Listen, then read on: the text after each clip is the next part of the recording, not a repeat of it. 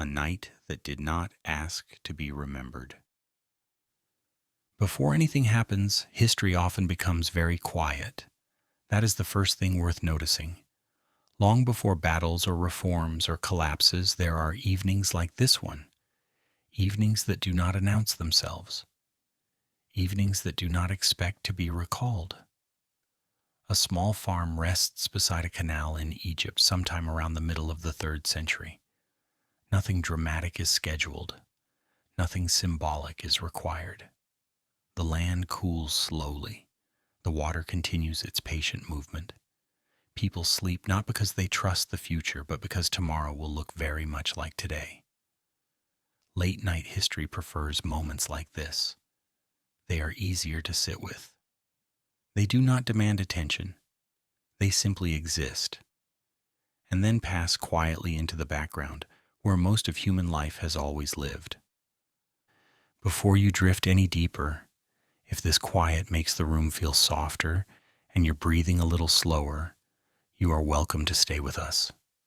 Subscribing softly keeps this place gentle and allows these nights to continue without interruption. Now rest. Nothing here is in a hurry. The farm itself is modest, not a grand estate and not a desperate patch of survival either. It sits close enough to the canal that water can be guided toward the fields without argument.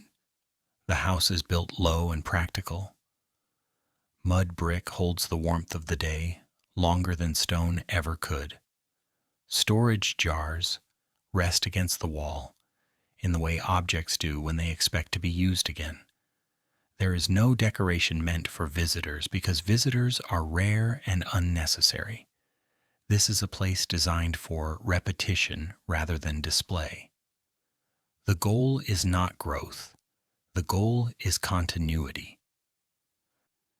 The canal beside the farm is older than anyone currently sleeping. It has been widened and narrowed over time. Its edges have been repaired with whatever materials were close at hand. It does not belong to the family in the way a tool might belong to a person. It belongs to everyone and no one. The water moves whether it is being watched or not. At night it becomes an ambient presence, a sound that does not ask to be interpreted. People learn early not to romanticize it. Water is useful. It can also be inconvenient. Admiration does not improve its behavior.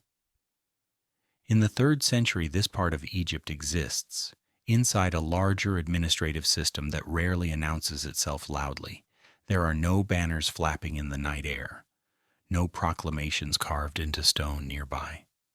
Authority arrives through paperwork and routine, through measurements taken during daylight, through expectations that repeat often enough to feel natural.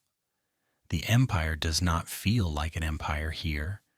It feels like a schedule that no one remembers agreeing to, but everyone continues to follow.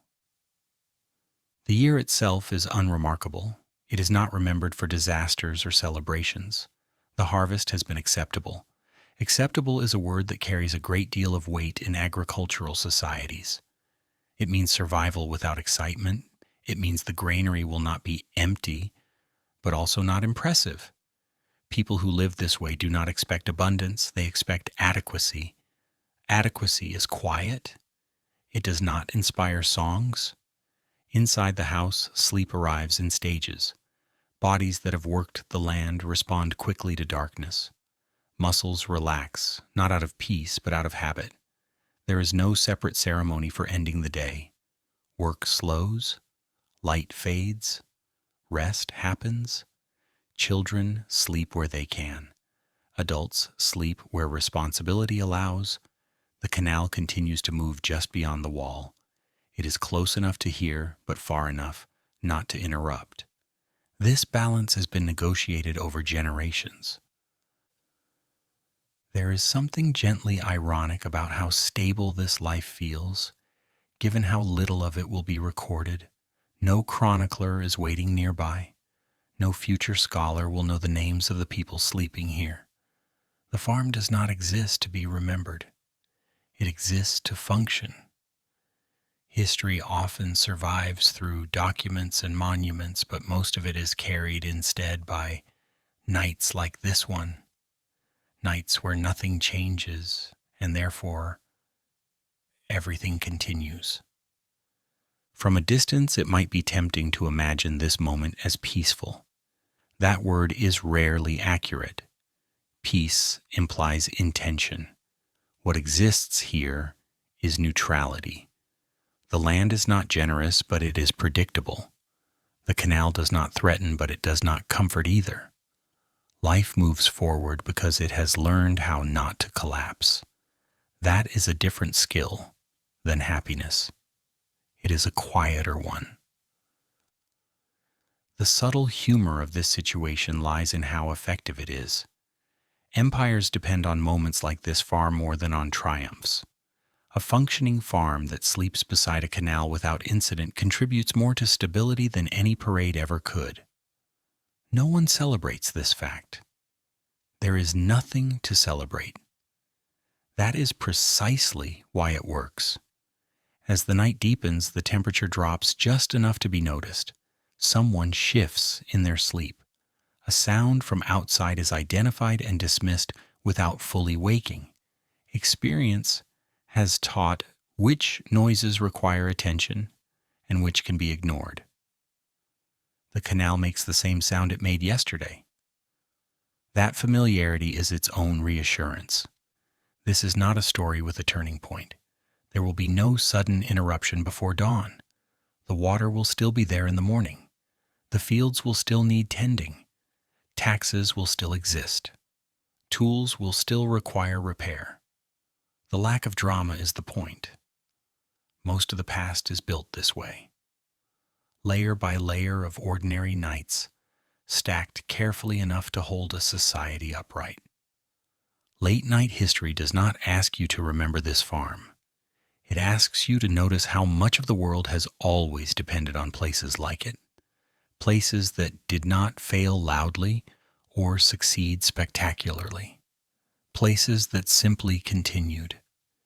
If this thought feels calming rather than unsettling, then the night is doing its work. Before you drift further, let the room remain dim.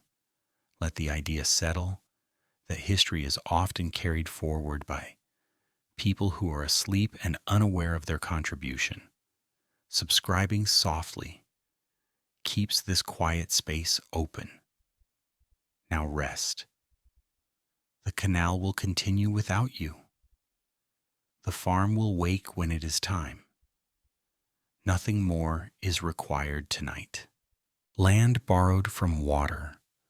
Before the fields appear, history usually begins with something less solid. Water. Not as an image of abundance, but as a condition that must be negotiated daily. Long before a farm settles into routine, there is a quiet understanding that the land itself is temporary. In Egypt during the 3rd century, nothing about agriculture feels permanent. The soil looks generous when it is dark and damp and uncooperative when it dries too quickly. The night does not celebrate this uncertainty, it accepts it. Late-night history prefers this phase where land has not yet been praised or blamed, where it is simply waiting to see how water will behave. The Nile Valley does not offer its productivity freely. The idea of endless fertility is a later exaggeration repeated by people who did not have to manage it. In reality, the ground only becomes useful through timing. Water arrives when it arrives. Sometimes enough, sometimes not. The difference between a season that feeds a family and one that strains it often depends on a narrow margin that no one controls completely.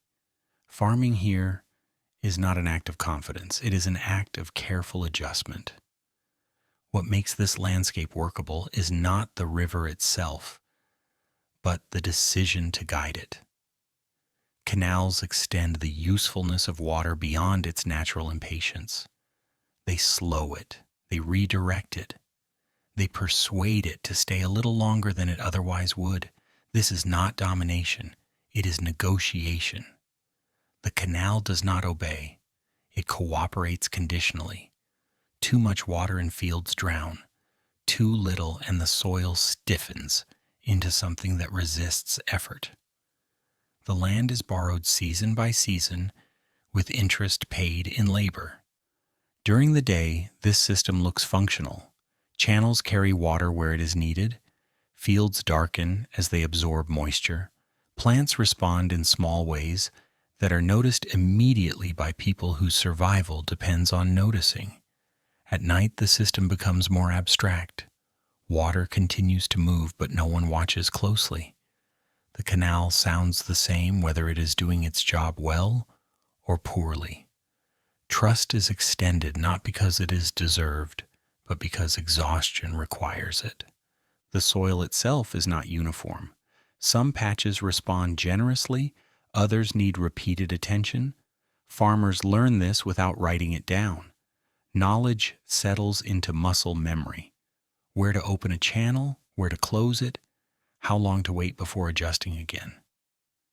There is no philosophy attached to this, only repetition. The land teaches through inconvenience rather than instruction.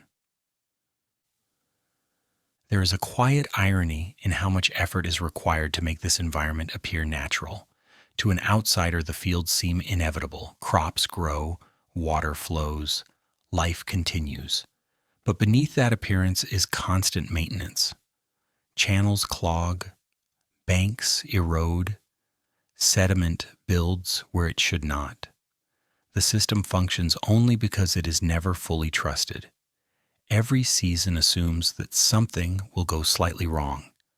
The idea that fertility belongs to the land misses the point. Fertility belongs to timing and labor combined. Without intervention, the soil reverts quickly to indifference. This is not a failure. It is simply its default state. The night does not dramatize this. It makes it clearer. In the dark, the land is just land. Not productive, not barren. Just waiting for the next adjustment. Canals change the relationship between people and the river. Direct dependence becomes managed dependence. This reduces risk without eliminating it. Water remains unpredictable, but less so. Enough to plan. Enough to hope, modestly. Planning here does not extend far. It covers the next cycle, the next distribution, the next repair. Anything beyond that feels unnecessary. The labor involved is repetitive and uncelebrated. Digging, clearing, reinforcing. None of it produces visible results immediately. The reward arrives slowly, and only if nothing interrupts the process. There is something almost humorous in how much trust is placed in systems that are always one misjudgment away from inconvenience. Yet this trust persists because alternatives are limited. At night, the fields release their heat gradually. The ground holds the memory of the day for a few hours before letting it go. This warmth is practical rather than comforting. It protects young plants from sudden cold. It allows growth to continue quietly while people sleep. No one thanks the soil for this. Gratitude is inefficient.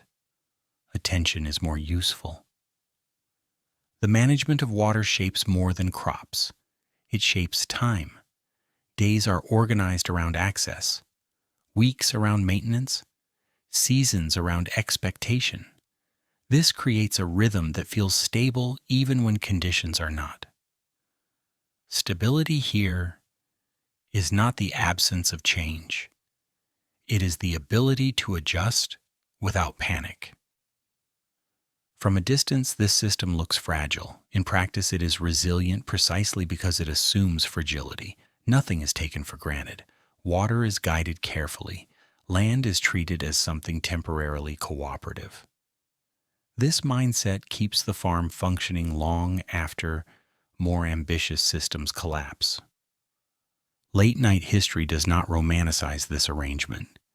It notices how effective it is without pretending it is comfortable. The humor lies in how little drama is required to sustain it. No grand innovations, no heroic interventions, just attention extended over time. As the night deepens, the canal continues to move. The land rests not because it is finished, but because it will be asked again tomorrow. Borrowed ground always expects repayment, in labor, in patience, in the willingness to repeat the same careful gestures without applause. This is how agriculture persists here, not through generosity, but through management, not through certainty, but through adjustment. The land does not belong to the people who work it. It tolerates them briefly. That tolerance is renewed each season by water, guided just well enough. When morning arrives, nothing about the landscape will announce this complexity. The fields will look ordinary. That is their success. Beneath that ordinariness lies a system built to survive without drawing attention.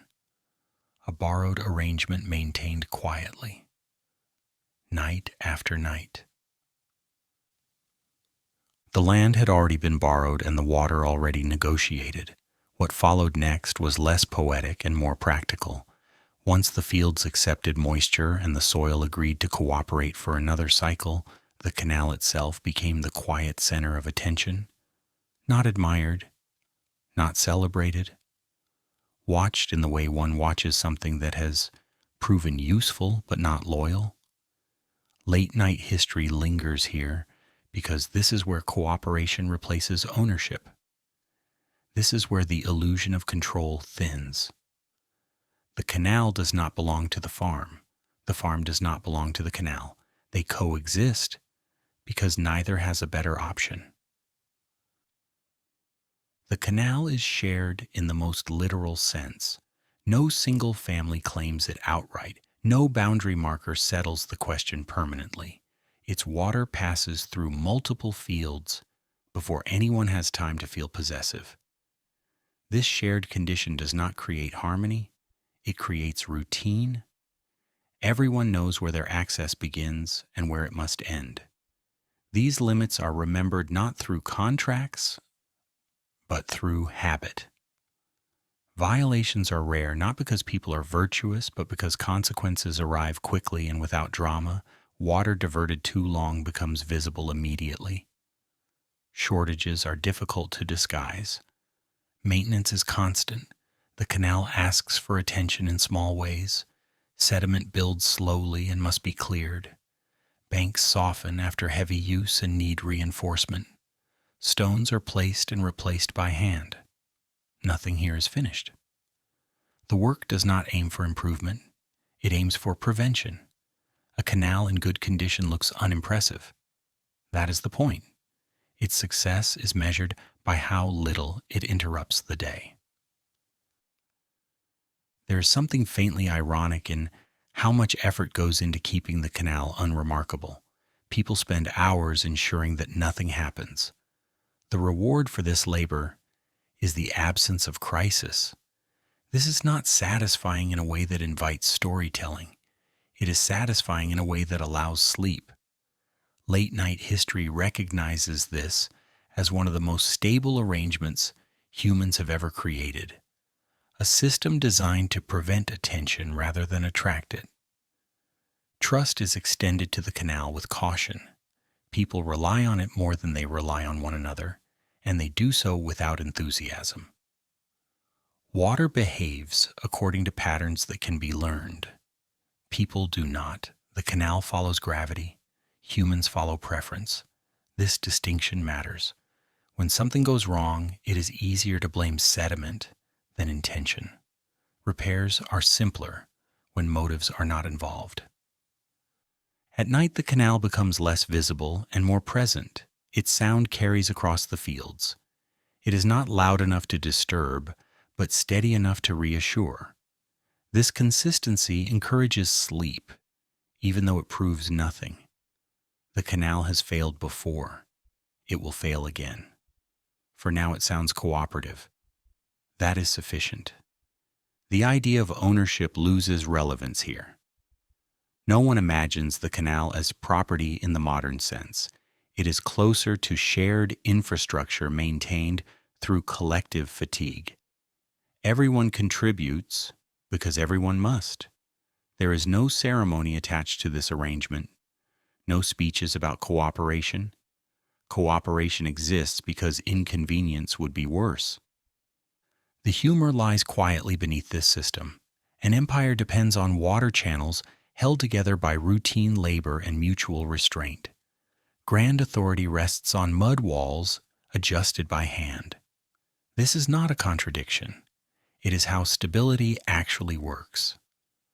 Large systems rely on small, unglamorous efforts, repeated without acknowledgement. Disputes occur, but they are limited. Water shortages create tension, but not ideology.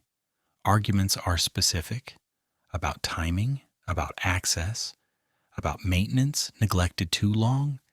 They end when conditions change. No one believes these disagreements are meaningful beyond the immediate problem. Tomorrow, the same people will clear the same debris together. The canal does not inspire loyalty, it inspires attention.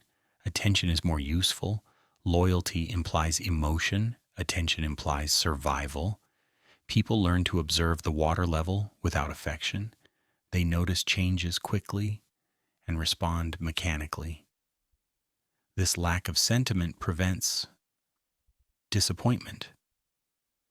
Children grow up understanding the canal as part of the landscape rather than a feature. They learn early where it is safe to step and where the bank will give way. This knowledge is practical and quiet. It is passed along through correction rather than explanation. The canal teaches by consequence rather than instruction. At night, this entire system rests without stopping. Water continues to move. Sediment continues to settle. Small changes accumulate unnoticed. Sleep does not pause the work. It only pauses supervision. The canal tolerates this absence. It has learned to function without constant oversight, just as people have learned to trust it provisionally. The shared nature of the canal shapes social behavior subtly. Cooperation is habitual rather than celebrated. Resentment fades quickly because repetition leaves little time for it. Tomorrow will require the same work regardless of today's irritation. This awareness keeps conflicts shallow. Late-night history does not elevate this arrangement. It simply notices how effective it is. A shared canal maintained through routine and restraint supports multiple lives without ever becoming the focus of admiration. It exists in the background, where the most important systems usually remain. As the night deepens, the sound of water blends with the warmth released by the land. The fields rest beside a structure that will demand attention again soon. No one feels grateful. No one feels threatened. The canal has done what it was expected to do. That is enough. Morning will return responsibility to the people who share it. They will inspect the banks, clear the obstructions, adjust the flow. Nothing about this will feel historic, and that is precisely why it will continue, neither estate nor ruin. The farm does not announce itself as important. That is its first distinguishing feature. It sits beside other fields that look almost the same, and it does not attempt to stand out.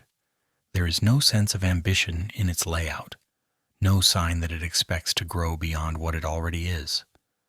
Late-night history is drawn to places like this because they are honest, in a way grand structures rarely are. They do not pretend to matter more than they do. They exist to function and then to continue functioning quietly. Before anything else happens, the night settles around a farm that has learned how to remain unnoticed. This farm is small but not desperate. That distinction matters more than it sounds. Its size allows it to be managed without spectacle. One house built low to keep the heat. walls of mud brick shaped by repetition rather than design, a storage area close enough to the living space to be watched without effort, a yard where grain can be spread out and turned by hand. Nothing is excessive, nothing is missing. The arrangement is not beautiful, but it is sufficient. And sufficiency is the most reliable form of stability. People sometimes imagine ancient farms as either vast estates or fragile scraps of land clinging to survival. This one occupies the space between those extremes. It produces enough to sustain the household and to meet its obligations without collapsing under them. There is little surplus and little anxiety about that fact. Surplus attracts attention, and attention brings complications. The goal here is not expansion, it is continuity. The farm does not want to be noticed by administrators or neighbors any more than necessary. The house itself reflects this philosophy. Its interior is practical and restrained. Objects have clear purposes and limited ornament. Tools lean against walls because they will be needed again soon. Storage jars are sealed carefully but not ceremonially. There is no sense of hoarding or display. Everything is arranged to be used rather than admired. The building does not try to impress anyone because it does not expect visitors who matter. Outside the house, the yard performs multiple roles without complaint. It is a place to dry grain and to repair tools and to stand briefly at the end of the day. The ground is packed hard through use. This is not a leisure space. It is a working surface that adapts to whatever is required of it. The yard looks plain because plain surfaces wear well. Decorative elements would only get in the way. The fields connected to this farm are equally modest. They are large enough to justify the labor required to maintain them and small enough to be understood completely by the people who work them. Every irregularity is familiar. Every patch that holds water longer than expected is remembered. Knowledge here is intimate rather than documented. It does not need to be written down because it rarely changes. There is a quiet humor in how carefully this farm avoids becoming either impressive or pitiful. It walks a narrow path of adequacy with surprising confidence.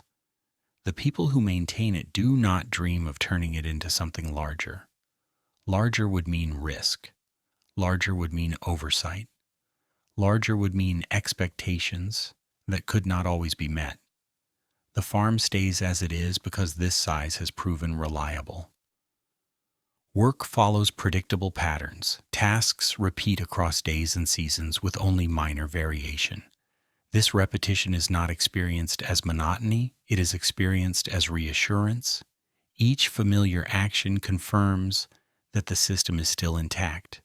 When something changes, it is noticed immediately because the baseline is so consistent.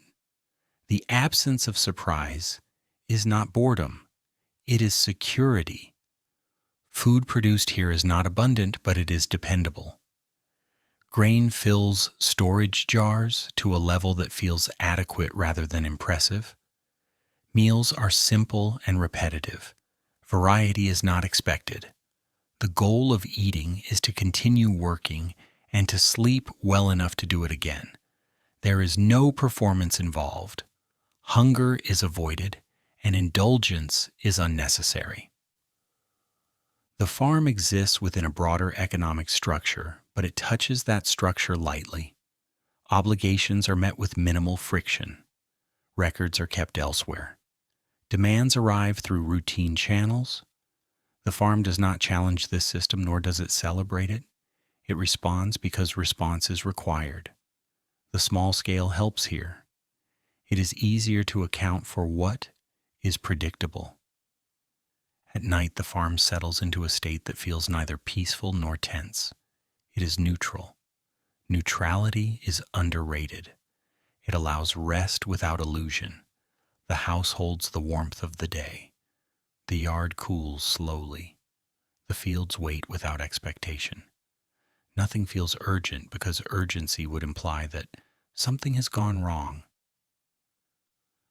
The humor surfaces again in how unremarkable this success is. An entire household sustains itself year after year without drama. No one applauds. No one records the achievement. It does not become a story because it refuses to escalate. Late-night history recognizes this as one of the most effective survival strategies ever developed. Children grow up here learning limits early. They understand what the farm can provide and what it cannot. This understanding is practical rather than philosophical. It shapes behavior without requiring explanation. Expectations remain realistic because reality enforces them gently but consistently. The farm does not collapse because it does not stretch itself thin. It does not flourish because flourishing would require resources and attention that introduce instability. It remains in balance through restraint. This restraint is not framed as virtue. It is framed as experience. People have seen what happens when farms attempt more than they can sustain. As the night deepens, the farm remains unchanged. It does not produce a revelation or a turning point. It simply continues. Morning will bring the same tasks and the same measured responses. Nothing about this will feel historic. That is precisely why it works. Late-night history lingers here because this quiet adequacy supports far more lives over time than any moment of excess ever could. The farm does not ask to be remembered. It asks only to be left alone long enough to keep going. The farm remains modest because the people inside it remain practical. After neither estate nor ruin, there is only continuity, and continuity depends less on land than on bodies willing to repeat the same gestures without complaint. This is where the household becomes the true engine of survival. Late-night history slows down here because this is where effort blends so thoroughly into routine that it almost disappears. The night settles over a family whose labor does not feel heroic or tragic. It feels expected. Before the first tool is lifted each day, the rhythm has already been set. It is not written down. It does not need to be. The timing comes from water levels, heat, and fatigue. Everyone knows what happens next because it has happened before. This familiarity does not create boredom. It creates efficiency. The farm works not because it is inspired, but because it is predictable. Family labor is the foundation of this arrangement, not because it is sentimental, but because it is reliable. Outsiders require explanation. Family members require only reminders. Each person knows their role well enough to perform it half asleep. That is not an exaggeration. Much of the work begins before full alertness arrives. Hands move through tasks learned early and reinforced daily.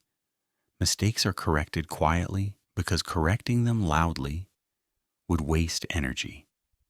Children grow into this system without ceremony. They are not trained through instruction, but through proximity. They watch before they understand. They imitate before they are praised. The canal teaches them timing long before anyone teaches them symbols. They learn when water can be trusted and when it cannot. They learn which sounds matter and which can be ignored. Literacy can wait. The land will not. There is something faintly ironic about how early responsibility arrives here. Children become useful before they become curious. They know how to carry water, how to watch a gate, how to recognize when soil needs attention. These skills are not presented as lessons. They are presented as necessities. The farm does not pause to explain itself. It demonstrates repeatedly. until understanding settles in. Adults do not romanticize this process. They remember learning the same way. No one pretends it was pleasant or unpleasant. It simply was. Late-night history notices how rarely this is questioned. Questioning would imply alternatives. Alternatives are limited.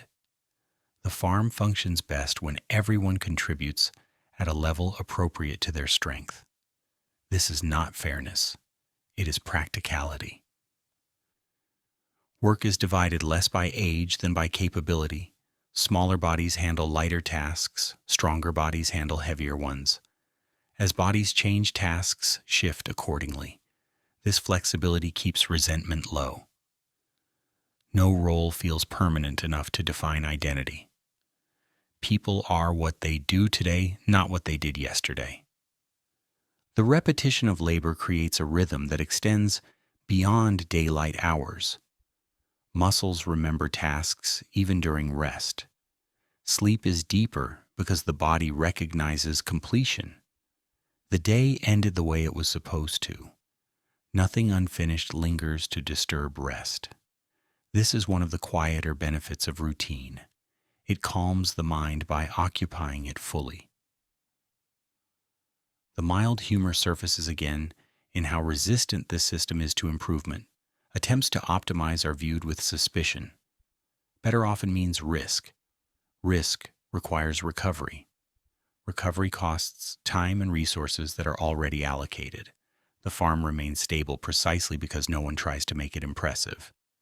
Efficiency here is measured by survival, not speed. Tools change slowly. Methods change slower.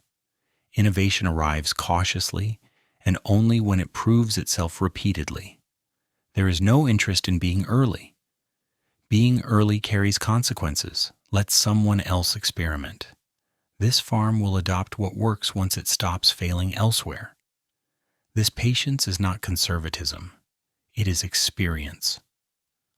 Meals reflect the same philosophy. They are predictable and unremarkable. Food fuels labor rather than celebration. Variety is appreciated but not expected. No one complains because complaint would suggest surprise.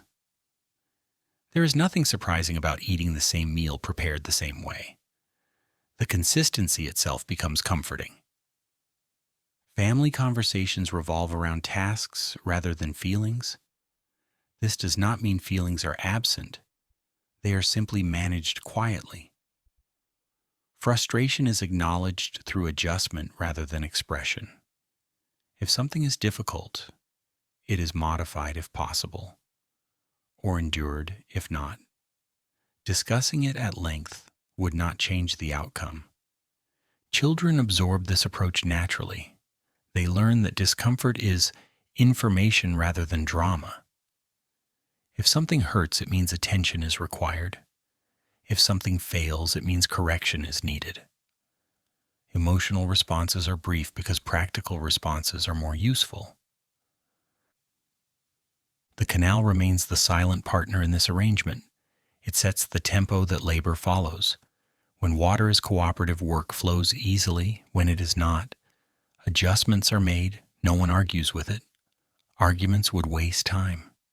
The family adapts because adaptation is how the farm survives. There is a quiet dignity in this repetition that does not ask to be acknowledged. No one here believes they are shaping history. They believe they are shaping tomorrow. That belief is sufficient. Late-night history respects this restraint. Grand narratives are built on foundations like this one, even if they rarely mention them. As years pass, roles shift gradually. Children become adults, adults become slower, responsibilities redistribute without ceremony. The farm does not mark these transitions formally. They are noticed through action rather than announcement. Someone lifts less. Someone lifts more. The system absorbs these changes without collapsing. The humor deepens when one considers how effective this simplicity is. Entire administrative structures rely on households like this to function. Empires depend on people who never think about empires. They think about water and soil and fatigue. This lack of ambition keeps everything running. At night, the family rests with the same quiet confidence that carried them through the day. They do not expect tomorrow to be easier or harder. They expect it to be similar. Similarity here is a form of security. It allows sleep without anticipation. Late night history lingers on this scene because it reveals how endurance is built, not through inspiration but through repetition, not through vision but through habit. The farm remains stable because no one attempts to transform it into something else. Improvement is unnecessary when adequacy works. As the night deepens, the canal continues its steady movement. The family sleeps without ceremony. Tomorrow will require the same labor and offer the same rewards. Nothing about this will be remembered individually. Together it will sustain a world. A morning without urgency. Morning arrives without ceremony. There is no signal strong enough to separate night from day. Light enters the space gradually, and heat follows at its own pace. The farm does not wake up so much as it loosens its grip on sleep. Bodies adjust before thoughts do. Late night history favors this moment because it reveals how little instruction is required for a day to begin. Nothing announces that work has started. It simply resumes. If this calm opening makes the room feel steadier and your breathing less deliberate, then you are already aligned with the rhythm that governs this place. The morning is not measured by time. No one checks a device or counts an interval. The body provides the signal. Cool air on the skin, light strong enough to reveal the ground clearly. Hunger that is familiar rather than alarming. These cues arrive reliably enough to replace precision. Precision would be unnecessary here. The day does not need to be divided carefully to function. It only needs to unfold in the correct order. People rise when the heat allows movement without strain. Too early and the body resists. Too late and the sun imposes penalties. The timing is learned through experience rather than instruction. No one explains it because explanation would slow the process. Children absorb this knowledge by observing who moves first and why. They learn that the day does not belong to the clock. It belongs to temperature and light. There is no moment labeled as the beginning of work. The idea of beginning suggests a separation that does not exist. Yesterday ended and today continues. Tasks resume where they were left. Tools are picked up because they are there, not because a schedule demands it. This continuity removes anxiety. There is no fear of starting late because there is no late. There is only now. Work in the morning is assigned by capacity rather than by hierarchy. Bodies that are rested handle tasks that require strength. Bodies that are smaller or slower handle tasks that require attention. This division feels natural because it changes gradually over time. No one is permanently assigned to anything. Capability shifts and responsibility shifts with it. This flexibility prevents resentment from accumulating. The absence of urgency does not mean the absence of effort. The morning is efficient precisely because it is calm. Movements are economical. Speech is limited. Attention is focused on the immediate task. Efficiency here does not look like speed. It looks like continuity without interruption. There is a subtle humor in how effective this is. Nothing appears optimized, yet everything functions smoothly. The first tasks of the day are chosen carefully.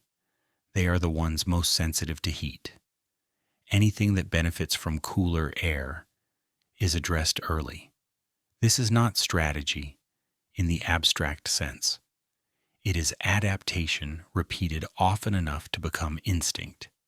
The land teaches through discomfort. The body remembers those lessons. Morning labor sets the tone for the rest of the day. If it is rushed, mistakes appear later. If it is measured, the day unfolds predictably. This understanding is not discussed. It is enforced through consequence. People learn quickly that haste creates more work. Calm produces steadiness. The farm rewards patience without praise. Meals in the morning are minimal and functional. They are not celebrations. They are adjustments. Enough food to support effort, not enough to encourage lingering. Eating is integrated into work rather than separated from it. Someone eats while preparing a tool. Someone else eats while observing the water level. There is no formal pause because pausing would interrupt the flow that has already begun. Children participate early not because they are needed desperately, but because participation teaches rhythm. They are given tasks that matter just enough to require attention. Carrying water, watching an opening, fetching something close by. These tasks introduce them to responsibility without overwhelming them. Mistakes are corrected quietly because loud correction would imply urgency. Urgency is reserved for real danger. The morning also includes observation. People look at the soil and the water before touching them. This is not reflection, it is assessment. Conditions change subtly overnight. Someone notices if the ground holds moisture differently. Someone notices if the canal sounds wrong. These observations guide action without conversation. Words would only slow the response. There is an understated irony in how much planning occurs without appearing to plan. Outsiders might imagine this life as reactive rather than deliberate. In reality, it is deliberate in a different way. Decisions are embedded in habit. Habits are refined over time through repetition. The result looks effortless because effort has already been invested. As the sun rises higher, the pace shifts naturally. Tasks requiring fine control give way to tasks that tolerate heat. No announcement marks this transition. It happens because the body adjusts. Sweat increases. Muscles respond differently. The day reconfigures itself without instruction. This adaptability keeps the system resilient.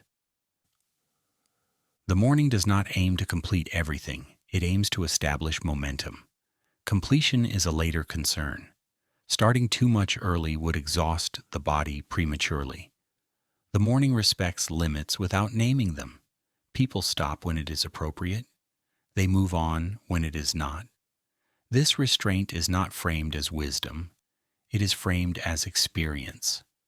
Late-night history lingers here because this approach to time contrasts sharply with later systems that divide the day aggressively. Here, time is not conquered. It is followed. The result is not laziness but sustainability.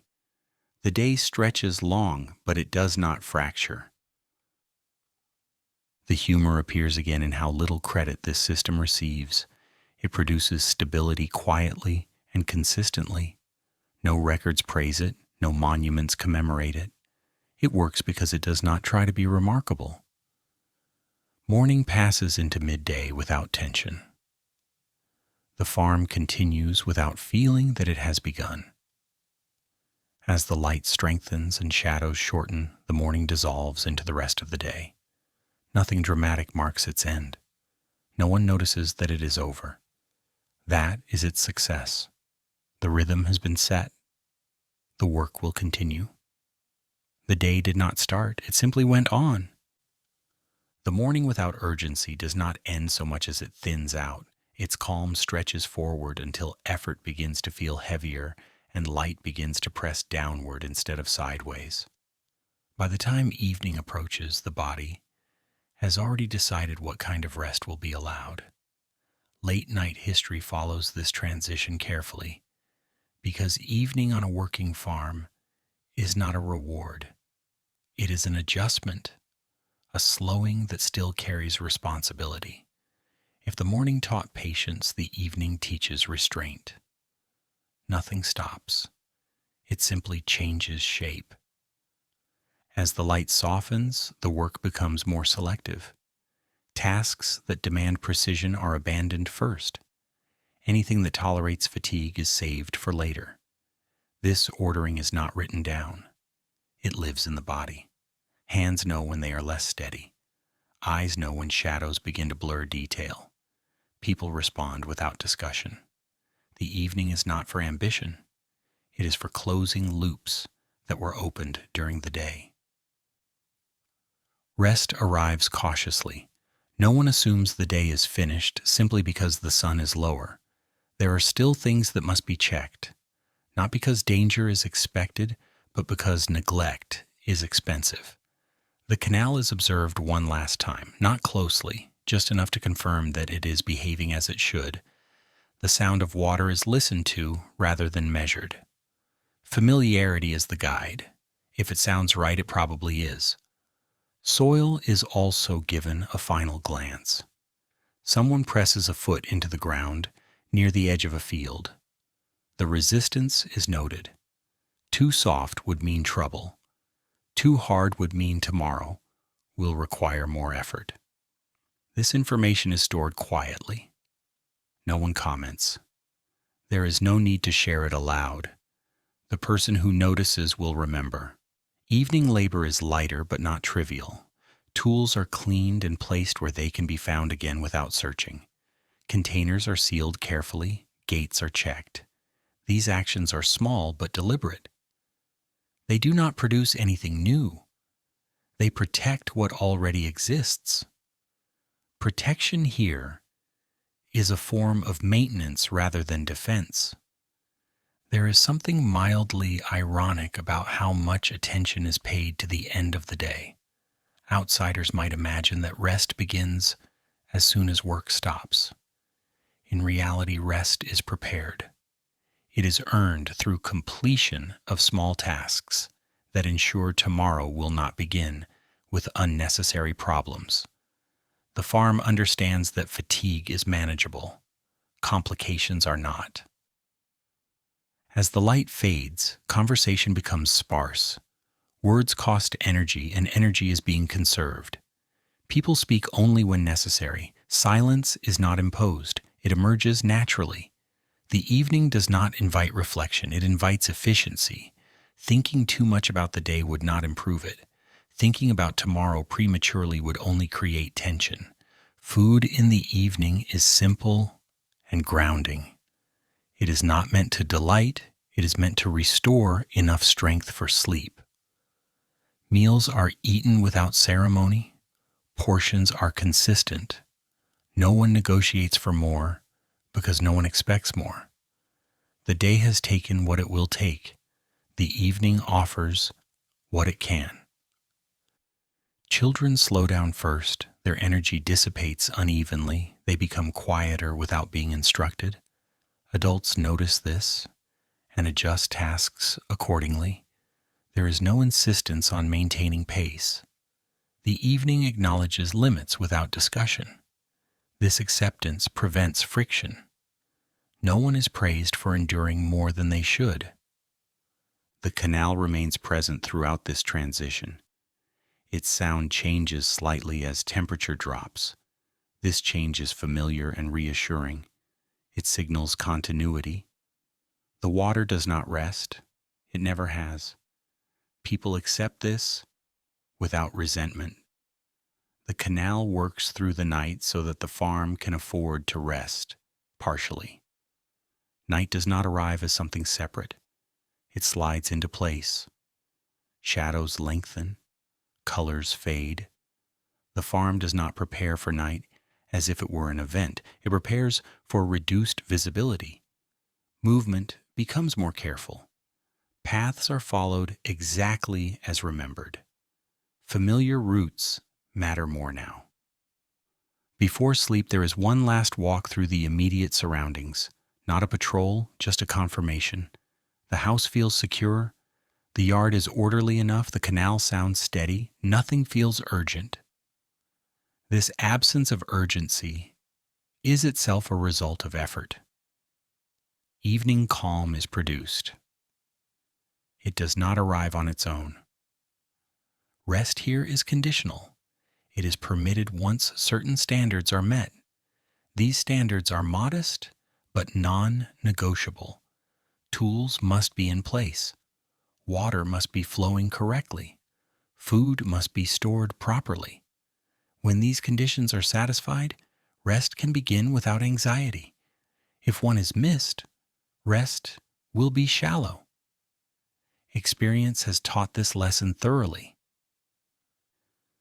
There is quiet humor in how structured this relaxation is. The farm rests only after proving that it deserves to. This discipline is not framed as strictness. It is framed as common sense. Sleeping before securing the basics would invite problems that cost far more energy later.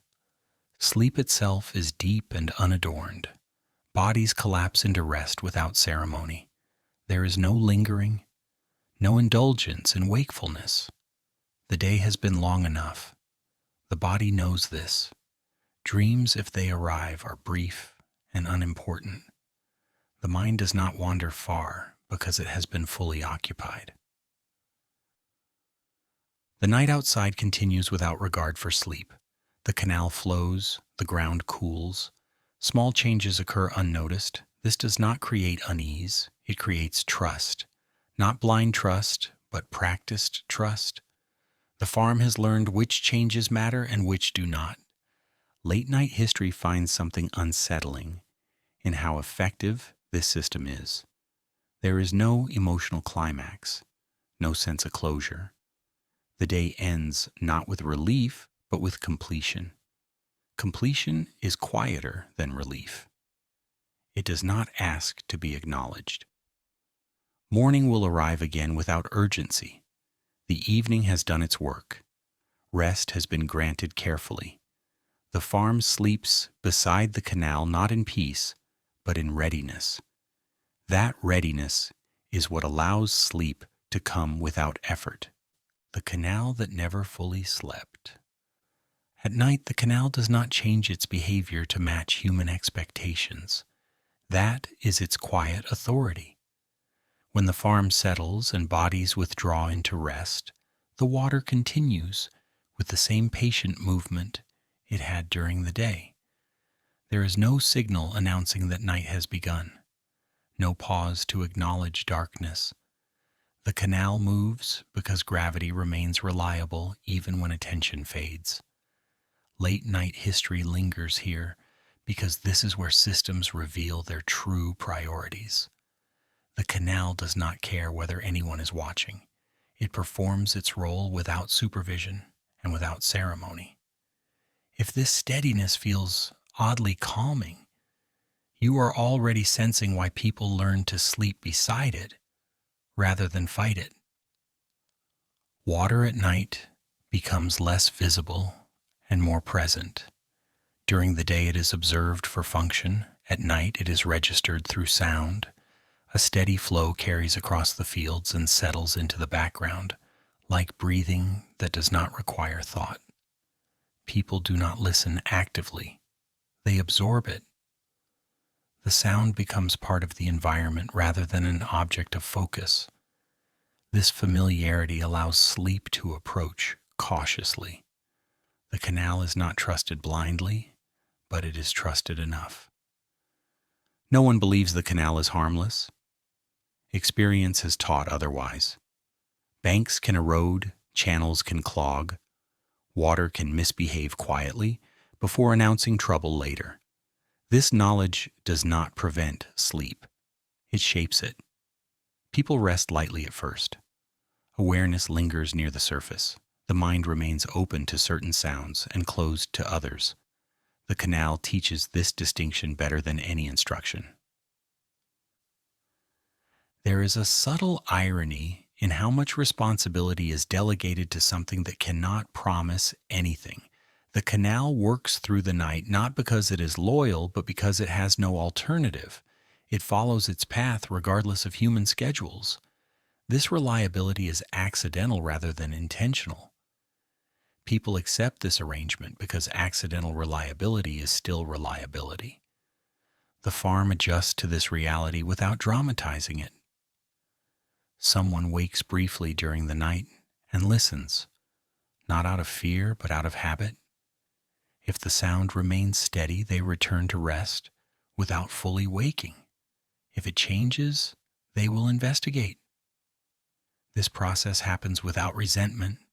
The canal is not blamed for needing attention. Attention is part of the agreement. Sleep here is therefore layered. Deep rest alternates with brief moments of awareness.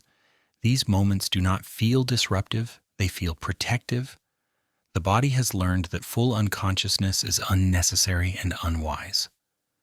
Rest does not require absence. It requires readiness. Children grow up absorbing this pattern without explanation.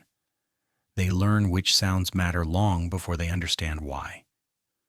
A sudden silence where water should be is noticed immediately. An unfamiliar surge carries a different weight. These cues become embedded in the nervous system. Nighttime awareness is not anxiety. It is calibration. The canal is the only part of the farm that never pretends to sleep. Tools rest, fields wait, people withdraw, water continues. There is something faintly humorous in how dependable this makes it. The canal works precisely because it does not care about comfort or rest. Its indifference becomes its strength. At night, the canal also reshapes the sense of time. Without visual markers, the flow becomes the primary reference. It feels continuous rather than segmented. Hours lose definition. This dissolving of time makes sleep easier. There is no sense of missing something. The canal assures continuity, even when consciousness fades. Occasionally, the canal demands intervention. A blockage forms. A bank softens too much. These moments are rare but memorable. They do not inspire panic. They inspire action. People respond quickly and then return to rest. The system tolerates interruption because interruption is expected occasionally. Perfection is not required. There is no romance attached to this vigilance. No one imagines themselves as guardians of the water. They are caretakers by necessity rather than choice. This distinction matters. Duty without symbolism is easier to sustain. The canal does not need admiration. It needs clearance. Late-night history notices how this arrangement produces stability without comfort. Comfort would imply trust. Trust would invite neglect. Instead, there is familiarity combined with caution. This balance allows sleep without illusion. The mild humor deepens when one considers how much larger systems depend on this quiet night work. Grain stores remain full because water moves correctly while people rest. Administrative records will later reflect this productivity without acknowledging the nocturnal vigilance that supported it. The canal does not appear in reports. It simply performs. As the night deepens, temperature drops slightly. The sound of water changes subtly. People who have lived here long enough recognize these shifts. They do not analyze them. They register them. The canal communicates without language. The body understands. There is no moment when the canal is declared safe for the night. Safety is provisional and constantly reassessed. This does not prevent sleep, it shapes it. Rest here is conditional but sufficient. The body adapts to this condition until it feels normal. Outsiders might imagine this as tension. It is not. It is alignment. The farm aligns its rest with the reality of its environment rather than imposing expectations on it. The canal is not expected to protect anyone. It is expected to behave as it usually does. Late night history finds something unsettling in how effective this quiet vigilance is. Nothing dramatic happens, no alarms sound, no heroic interventions occur. The night passes successfully because nothing requires attention. This success leaves no trace. As dawn approaches, the canal continues unchanged. People will wake believing they slept deeply. They did. They also listened when it mattered. This combination sustains the farm more reliably than absolute rest ever could. The canal never slept. The people never fully surrendered. Together they passed another night without incident. That is the achievement. It does not ask to be remembered, it simply allows the next day to arrive intact. The canal that never fully slept leaves behind a particular kind of silence. Not the absence of sound, but the absence of surprise. After listening to water move through darkness night after night, people stop expecting it to behave dramatically. They expect it to be itself. That expectation becomes a form of rest. Late night history stays here a little longer because this is where danger loses its sharp edges. Not because it disappears, but because it becomes familiar enough to coexist with sleep. Living beside something that can cause trouble teaches restraint more effectively than any rule ever could. The canal carries risks that are small but persistent. A bank can soften slowly. A blockage can form where sediment gathers. Water can rise just enough to create inconvenience without warning. None of this is hypothetical. All of it has happened before. That memory does not produce fear. It produces calibration. The people who sleep nearby do not imagine a perfect night. They imagine a manageable one. This distinction matters. A perfect night would require guarantees that do not exist. A manageable night requires awareness and modest response. The canal teaches this lesson repeatedly. Nothing catastrophic happens most nights. Small things happen occasionally. Because the scale remains limited, the response remains calm. There is a quiet irony in how much peace this creates. Large imagined dangers keep the mind alert. Small known dangers allow it to relax. The canal never pretends to be harmless. Its honesty makes it easier to live with. People trust it not because it is safe, but because it is predictable in its unpredictability. Erosion is one of the more familiar concerns. It does not arrive suddenly. It announces itself through subtle changes. A section of ground that yields slightly underfoot. A sound that changes when water presses against a weakened edge. These signs are noticed during the day and remembered at night. That memory shapes sleep. Someone rests lightly near that area. Someone else wakes more readily when the water sounds different. This is not anxiety. It is skill. Blockages behave differently. They often make themselves known through irregular rhythm. A pause followed by a surge. A bubbling where smooth flow should be. The canal develops a language and the people learn to hear it. This learning does not happen all at once. It accumulates slowly. Each small incident adds to a library of responses, stored in the body rather than the mind. There is no drama attached to these moments, no raised voices, no sense of emergency unless it truly arrives. Most issues are resolved quietly. A small adjustment made with minimal light, a clearing done quickly and without comment. Then rest resumes. The interruption does not become a story. It becomes part of the night. Sleeping beside risk shapes expectations in useful ways. People here do not expect comfort. They expect adequacy. Adequacy is easier to maintain. It allows the body to settle without pretending that nothing can go wrong. This honesty prevents the kind of shock that turns small problems into large ones. The humor appears gently when one considers how little reassurance is needed. No one repeats calming phrases. No one insists that everything will be fine. They simply prepare to respond if it is not. This preparation makes reassurance unnecessary. Confidence grows out of familiarity rather than belief.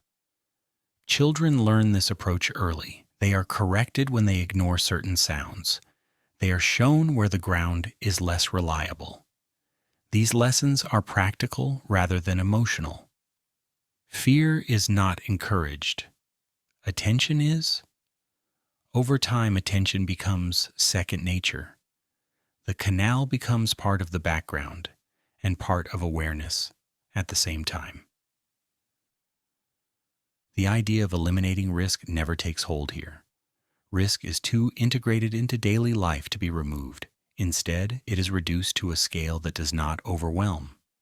The farm accepts small risks constantly to avoid large risks rarely.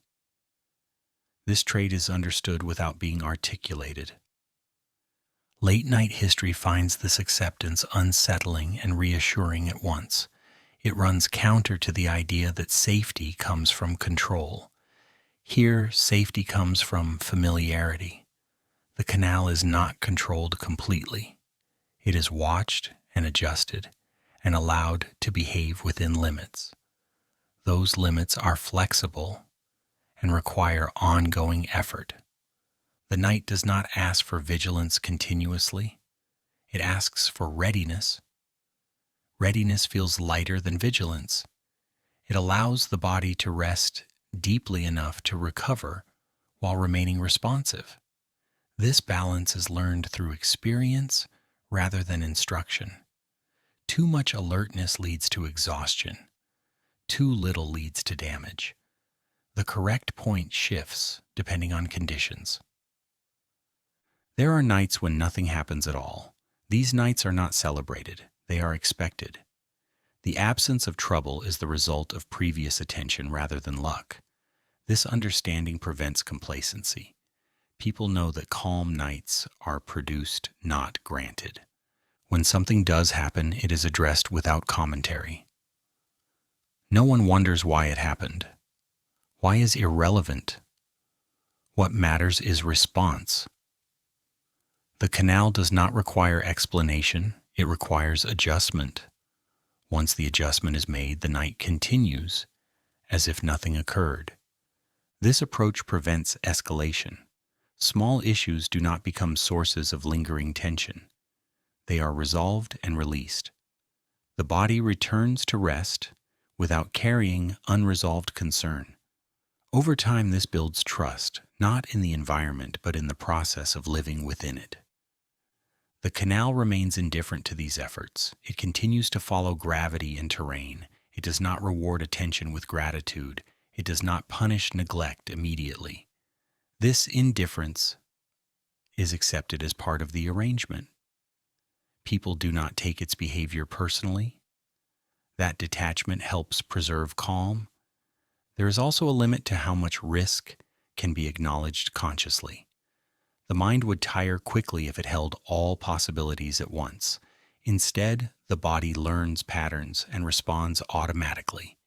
This delegation allows sleep to deepen. Conscious thought steps aside. Habit takes over. Late-night history sees in this arrangement a quiet model of endurance. The farm survives not by eliminating danger, but by refusing to magnify it. Small risks are handled early. Large risks are prevented indirectly. The result is a life that feels steady without being secure. As the night progresses, the canal continues unchanged. Its sound remains familiar. People drift in and out of deeper rest. Awareness flickers briefly when needed and then fades again. This rhythm repeats across countless nights. By the time dawn approaches, nothing dramatic has occurred. That absence is the goal. The canal has caused no trouble worth remembering. The farm has responded to whatever minor adjustments were required. Sleep has been sufficient. Living beside something that can cause trouble teaches patience. It teaches that calm is not the absence of threat, but the ability to coexist with it without obsession. Over time, this becomes a survival skill, more reliable than strength or speed. The canal never slept, and the people never fully surrendered. Together they passed another night by keeping risk small and response ready. This balance does not announce itself. It simply allows the next day to arrive intact, enough to last the night. Grain does not inspire poetry when it is doing its job correctly. That may be its greatest strength. In the quiet hours of a working farm, grain exists not as abundance or scarcity, but as reassurance measured carefully and without sentiment. Late night history leans toward this moment because it strips survival of drama. There is no triumph in having enough grain for the season. There is only relief that does not announce itself. If this calm feels heavier than excitement, it is because stability often is. Grain is not stored to become impressive. It is stored to remain unremarkable. Wheat, barley, and legumes are gathered with the expectation that they will be used rather than admired. The goal is not excess. Excess attracts attention, and attention invites complication. The farm aims instead for adequacy. Adequacy is quiet. It does not ask to be discussed. The storage space reflects this intention clearly. It is small, sealed, and cool. Its size is deliberate, large enough to hold what is needed and no larger. A larger space would suggest ambition. Ambition would require explanation. This space requires only maintenance. It is built to preserve rather than display. Its walls are thick enough to keep temperature steady, and its opening narrow enough to discourage intrusion. Grain inside this space is not romanticized. It is not imagined as wealth. It is imagined as time. Each container represents days that can be endured without hunger. This is how security is measured here. Not in currency or expansion, but in how long the household can continue without disruption. Grain converts labor into patience. The handling of grain is careful but not ceremonial. It is dried thoroughly because dampness invites loss. It is checked periodically not because spoilage is expected, but because prevention is easier than recovery. These actions are routine. They do not carry emotional weight.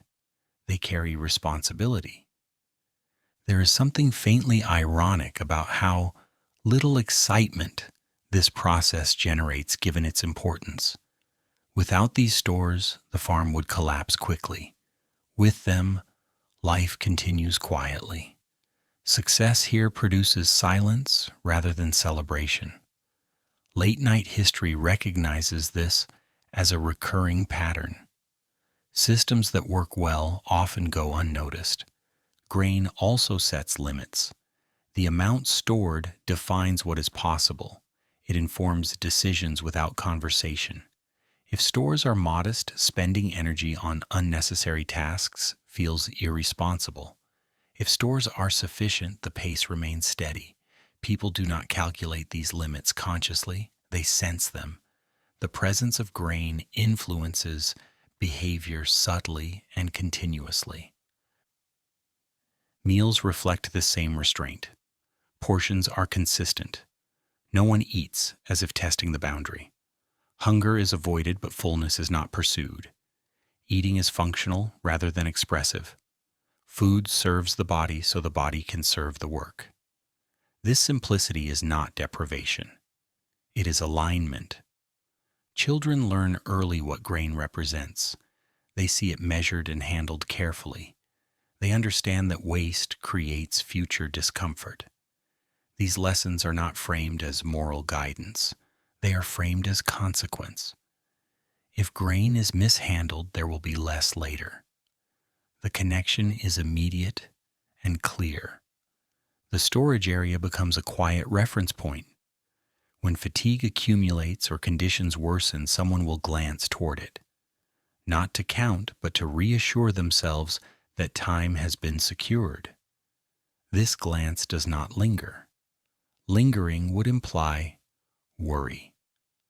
The presence of grain is enough. There is no fantasy of endless supply. The farm does not imagine that storage eliminates uncertainty. It reduces it. That reduction is sufficient. Uncertainty remains part of life here. Grain simply narrows its impact. This realistic approach prevents disappointment. No one expects stores to last forever. The humor appears gently when one considers how often larger systems depend on such modest arrangements. Administrative structures and trade networks assume that households manage their own continuity. The quiet work of drying, storing, and protecting grain supports distant ambitions without ever being acknowledged. Grain storage also shapes time. It divides the year into manageable segments. Knowing that enough has been set aside allows attention to shift toward other concerns. Without this assurance, every task would feel urgent. With it, urgency relaxes. The farm breathes more evenly. At night, the storage space remains closed and silent. It does not draw attention. Its presence is felt indirectly. People sleep knowing that tomorrow will not begin with immediate hunger. This knowledge deepens rest. Anxiety has less room to expand. There is no illusion that grain guarantees comfort. It guarantees continuation. Continuation is less exciting but more reliable. Comfort fluctuates with weather, fatigue, and circumstance.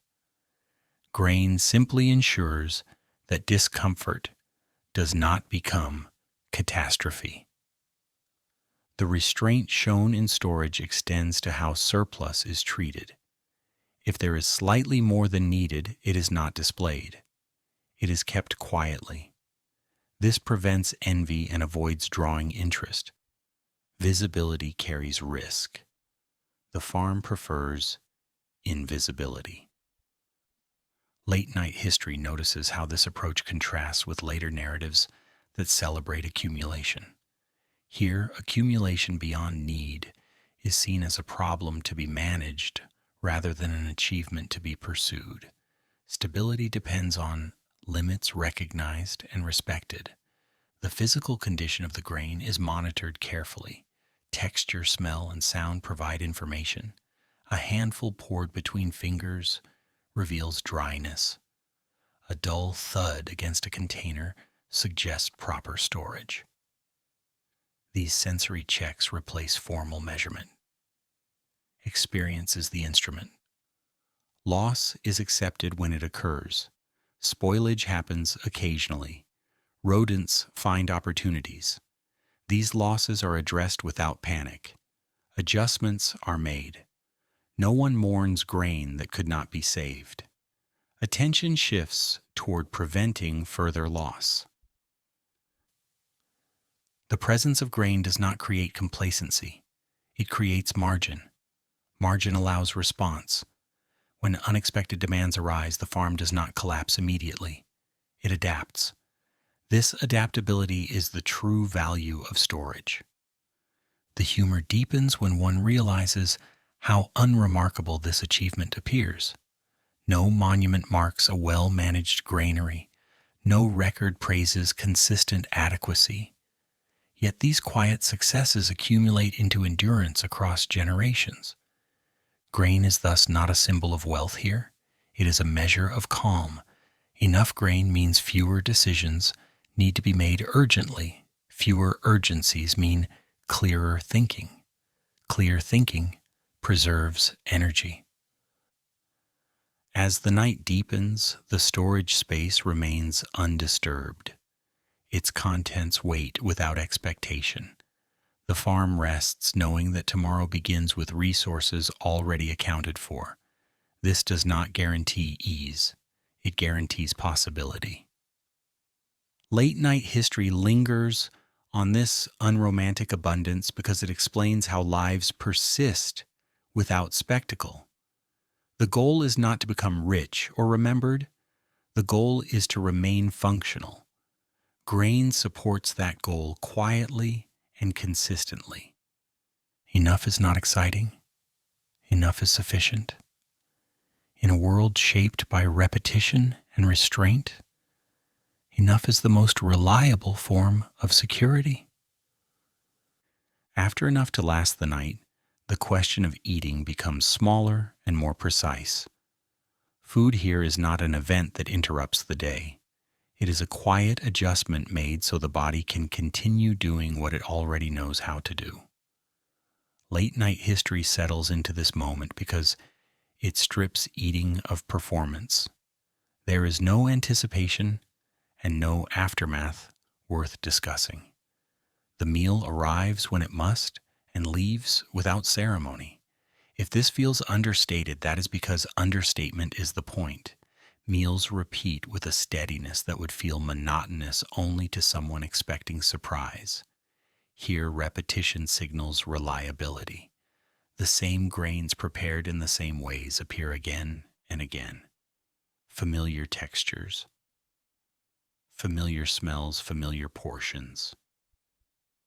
This familiarity removes decision-making. No energy is spent wondering what will be eaten. The body already knows. This knowledge frees attention for work and rest rather than desire. Eating is guided by need rather than appetite. Appetite exists, but it is not consulted often. Hunger is addressed before it becomes distracting. Fullness is avoided because it interferes with movement. The correct amount sits somewhere between and is learned through experience rather than calculation. People stop eating not when they feel satisfied, but when they feel capable. There is something faintly ironic about how disciplined this appears without being framed as discipline. No one congratulates themselves for restraint. Restraint is simply the most efficient choice available. Overeating would slow the body, undereating would weaken it. Neither option is attractive. Balance emerges not as a virtue, but as a solution. Meals are eaten quickly, but not hurriedly. Speed is not the goal, continuity is. Eating folds into the rhythm of the day without demanding its own space. Someone eats while standing near a work area. Someone else eats seated briefly before returning to a task. There is no insistence on gathering everyone together.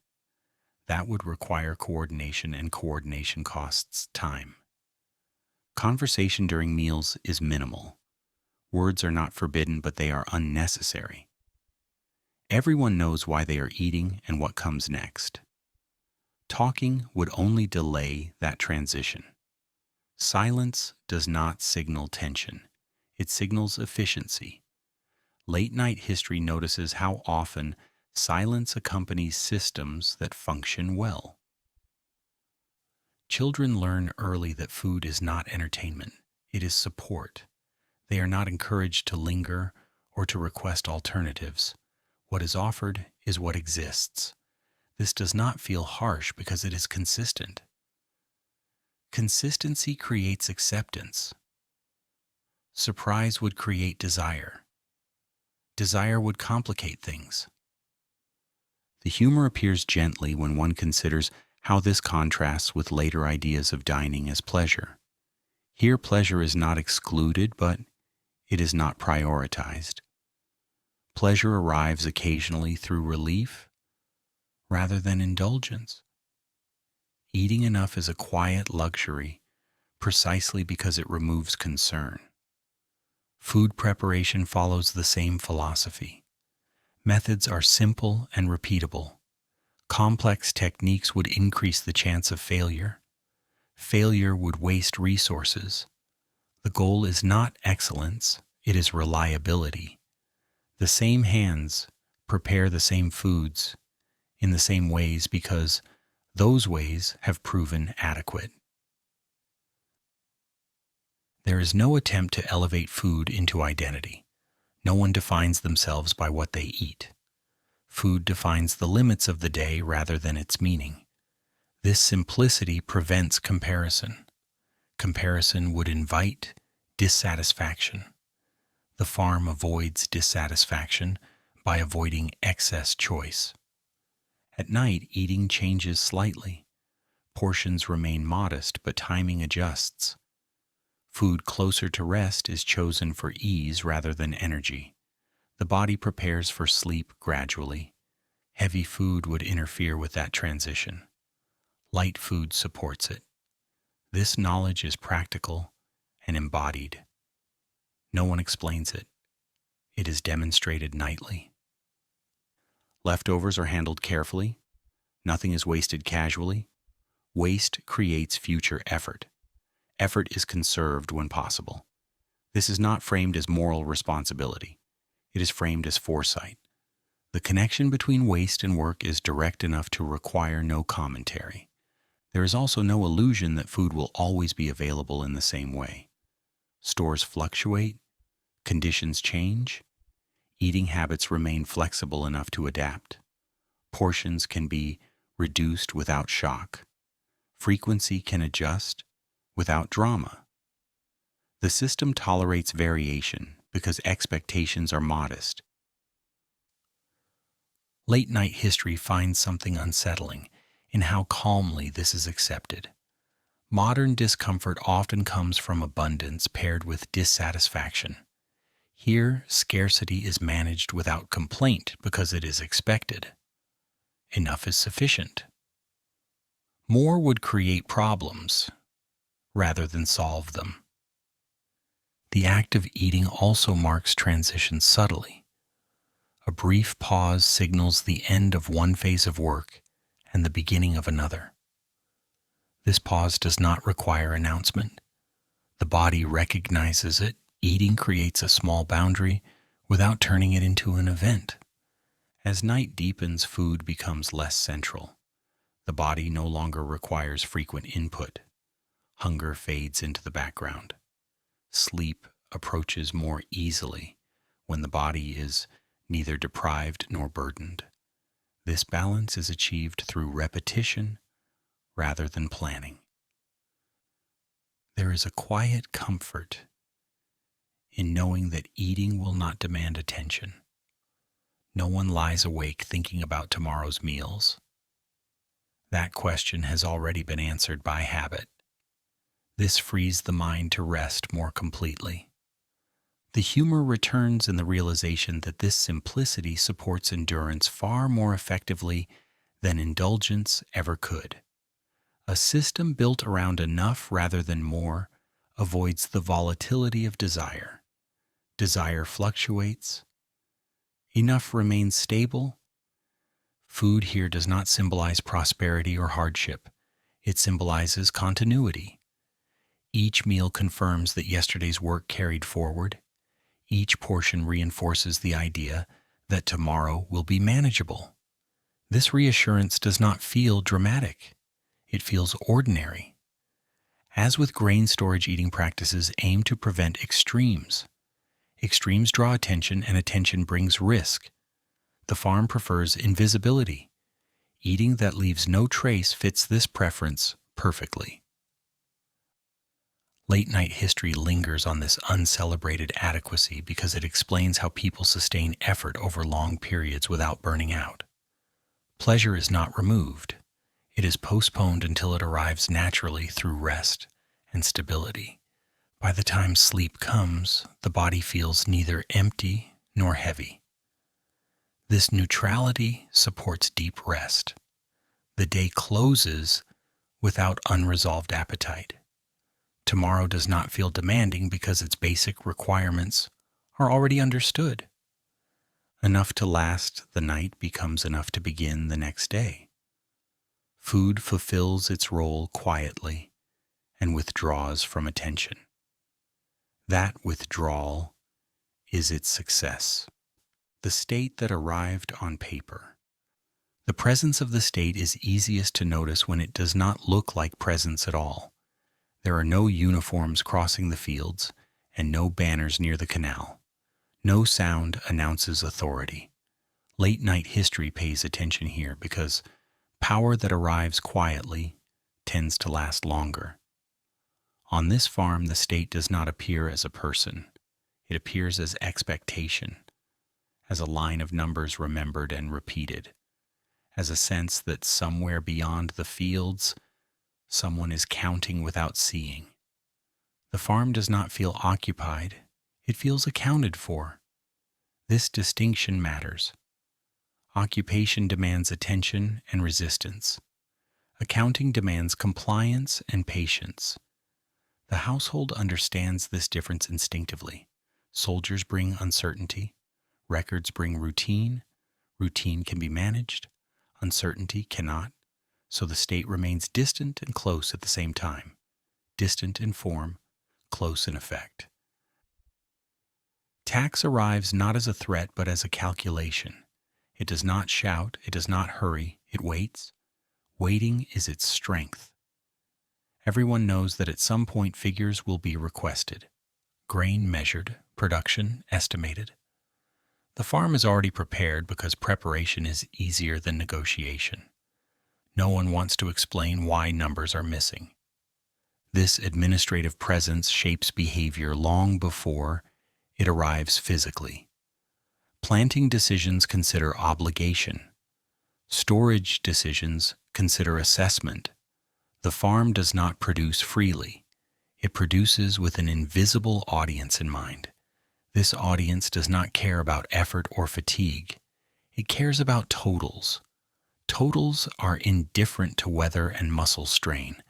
That indifference is what gives them authority. The humor here is quiet and persistent. An empire stretches across vast distances, yet depends on figures gathered from places it will never visit. Officials rely on lists compiled by people they will never meet. The farm exists as an entry long before it exists as a concern. Power flows through documentation rather than force because documentation is cheaper and more reliable. When representatives do appear, they do not arrive as conquerors. They arrive as inspectors.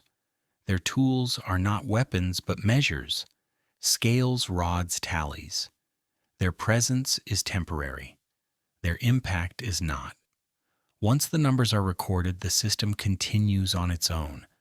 The farm resumes its routine, carrying the weight of those figures forward.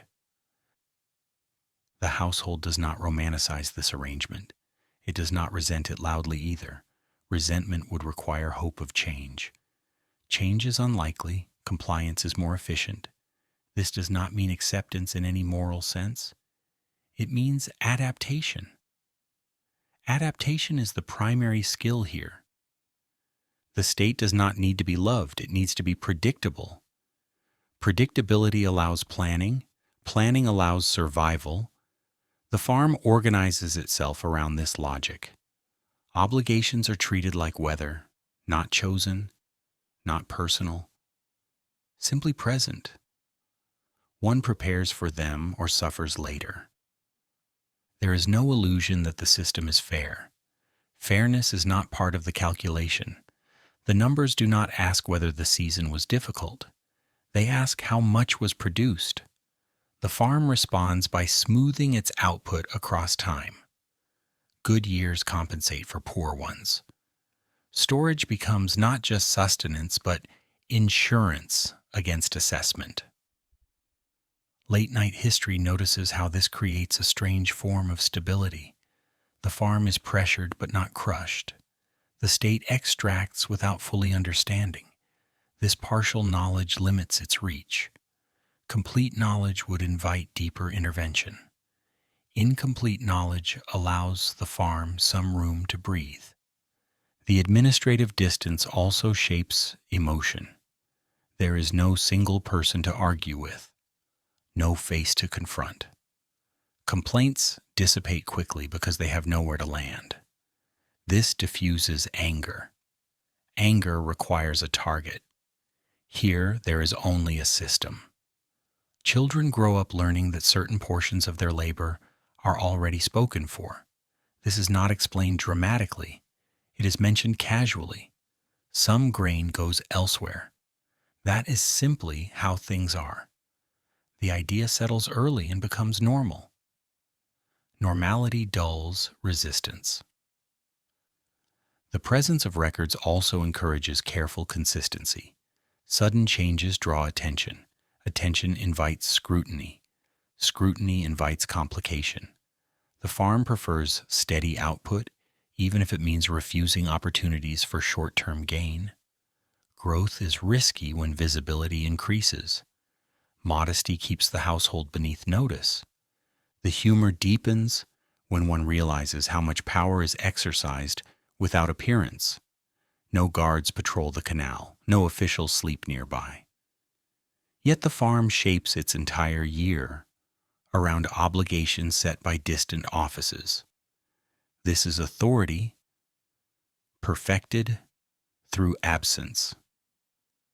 Late-night history finds something unsettling in how effective this is. Violence is unnecessary. Threats are unnecessary.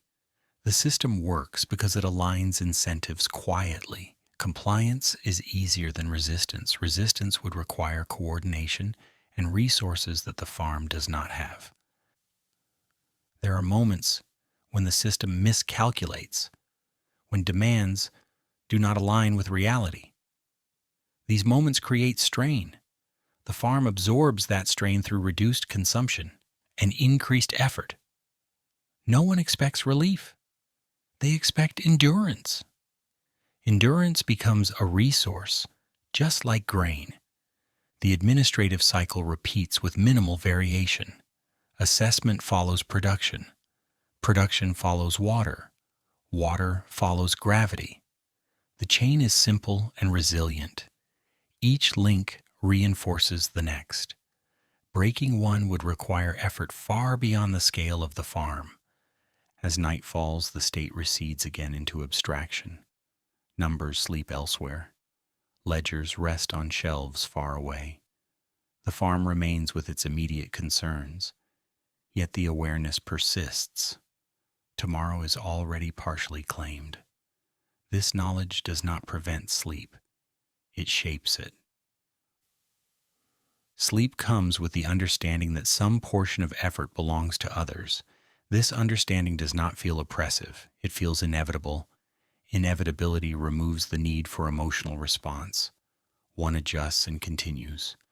Late-night history lingers on this dynamic because it explains how large systems persist without constant enforcement. They embed themselves in routine. They become part of the background. The farm lives within this background, without acknowledging it daily. The state remains distant. The tax remains near. Between them lies a household that has learned to function under quiet pressure. Nothing about this is dramatic. That is why it lasts. The state that arrived on paper does not linger to explain itself. After it has been acknowledged, it recedes again into abstraction. What remains on the farm is not loyalty or resentment, but adjustment. The farmer does not feel compelled to admire the system nor to resist it openly. Admiration would be misplaced. Resistance would be expensive. What develops instead is a practical neutrality that proves far more durable.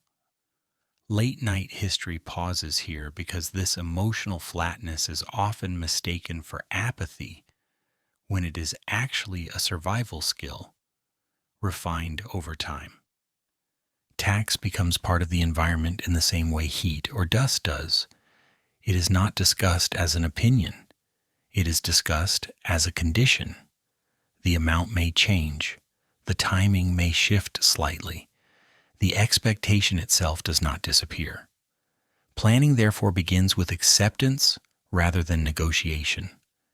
Energy is conserved by removing unnecessary emotional response. The farmer does not wake each season hoping the obligation will vanish. Hope would only create disappointment. Instead, Effort is organized around what is already known. This relationship produces a strange calm. The absence of affection toward authority prevents betrayal. The absence of hatred prevents escalation. Power that is not personalized is easier to endure. There is no face to remember, no voice to echo in the mind. Only figures and deadlines. Figures can be prepared for. Deadlines can be met. This turns pressure into routine. The mild irony is that such a system feels more stable precisely because it does not seek emotional engagement. Power that demands love must constantly reinforce itself. Power that provokes anger must suppress it repeatedly. Power that expects neither can operate quietly. The farmer learns this without ever naming it. The state becomes another constant that must be worked around rather than worked against. Conversations about obligation remain brief and factual. Someone notes what portion of the harvest is spoken for. Someone else confirms the storage plan. No one speculates about fairness. Fairness would require comparison. Comparison would require information that does not exist locally. The farm operates with what it can see and measure. Anything beyond that remains theoretical and therefore irrelevant. Children grow up within this framework without being burdened by it emotionally. They learn early that some work produces food for the household and some work disappears into distance. This disappearance is not framed as loss. It is framed as how things continue. The explanation does not need to be convincing. It only needs to be consistent. The farmer does not imagine that obedience is rewarded, nor does the farmer imagine that defiance would be noticed constructively. The scale is wrong for that. Individual emotion does not register at administrative distance. This understanding removes the temptation to dramatize. Dramatic gestures feel ineffective here. Quiet compliance feels efficient. Late-night history notices how this efficiency reshapes character. People become careful without becoming fearful. They become cautious without becoming cynical. The system trains attention rather than emotion. Attention is directed toward meeting obligations with minimal disruption. Anything beyond that is unnecessary. Occasionally, frustration surfaces. A season yields less than expected. Demands remain unchanged. These moments create strain but not rebellion. The response is internal adjustment. Portions are reduced. Effort increases temporarily. Resentment is muted by the understanding that nothing else will change. This does not make the situation pleasant. It makes it manageable. There is also a subtle discipline imposed by predictability. Knowing that obligations will return encourages moderation. Excessive display attracts scrutiny. Scrutiny invites additional demands. The farm therefore avoids visibility. Modesty becomes a protective strategy rather than a moral position. The humor deepens when one considers how little supervision is actually required. The state relies on self-regulation, reinforced by habit. Most of the work of compliance is done by the household itself. Officials appear briefly and infrequently. Their power persists because the structure has already been internalized. This internalization does not produce loyalty. It produces routine. Routine is harder to disrupt than allegiance. Allegiance can change quickly. Routine changes slowly and reluctantly. The farm continues to operate even when conditions worsen because its habits are already aligned with constraint. The farmer also learns where flexibility exists. While totals matter, details often do not. The state counts quantities, not stories. This creates small spaces for adjustment. Timing can be shifted slightly. Distribution within the household can be altered. These minor freedoms help absorb pressure without challenging the system openly. Late night history finds something unsettling in how smoothly this works. There is no visible coercion, yet compliance remains high. The absence of explanation is part of the design. Explanation invites debate. Debate invites delay. Delay threatens efficiency. Silence maintains flow. As night falls, the presence of the state fades again into thought rather than action. Numbers sleep elsewhere. The farmer remains with immediate concerns. Yet the awareness persists like background noise. Tomorrow will involve obligations that are already decided. This knowledge does not disturb sleep. It shapes expectations. The neutrality that develops here becomes generational.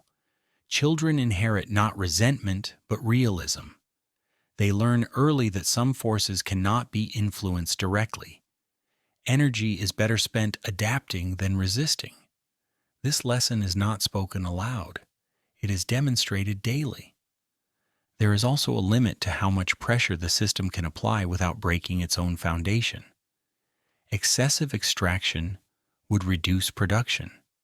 Reduced production would reduce revenue. The state relies on this balance even if it does not articulate it. The farm relies on it as well. This mutual dependence creates a narrow corridor where endurance becomes possible. Late-night history observes that this corridor is maintained not through kindness but through calculation. Calculation replaces morality. Morality would complicate matters. Calculation simplifies them. Everyone involved understands the terms without needing to agree with them. The farmer does not feel proud of compliance. Pride would suggest choice. This feels closer to weather. One prepares for it or suffers. Preparing feels wiser. Wisdom here is not philosophical, it is practical. As sleep deepens, the presence of obligation becomes abstract again. The mind releases it temporarily. Tomorrow will bring the same considerations. There is no need to rehearse them now. The body rests, knowing that routine will guide action when wakefulness returns. Late-night history lingers on this emotional neutrality because it explains how authority persists without spectacle. The farmer neither loves nor hates the system. The system does not care. Between them lies a pattern that continues quietly. Power that does not need to be explained rarely needs to be enforced loudly. It embeds itself in habit and expectation. The farm lives within that embedding without naming it. That unnamed arrangement proves remarkably stable. By morning, the state will still exist as an idea rather than a presence. Work will resume. Obligations will remain. The farmer will continue not out of loyalty or fear, but out of alignment with a reality that does not invite argument. This is how authority becomes part of the landscape. Not admired, not contested daily. Simply present, quiet enough to be endured, durable enough to last. Progress that never announced itself. Nothing in this landscape suggests urgency. That is the first clue. Tools rest where they were left because they will be used again in exactly the same way. Hands reach for them without checking their condition too closely because their condition has not changed in any meaningful sense.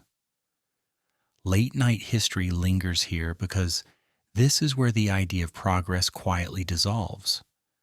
Not because nothing improves, but because improvement is not the goal. Continuation is. The tools themselves look old even when they are new. Wood handles smoothed by repetition. Metal edges maintained just enough to function. Nothing gleams. Nothing invites admiration. A tool that draws attention is a distraction. The best tools disappear into the movement of the body using them. When a tool is effective, it becomes invisible. That invisibility is mistaken later for stagnation.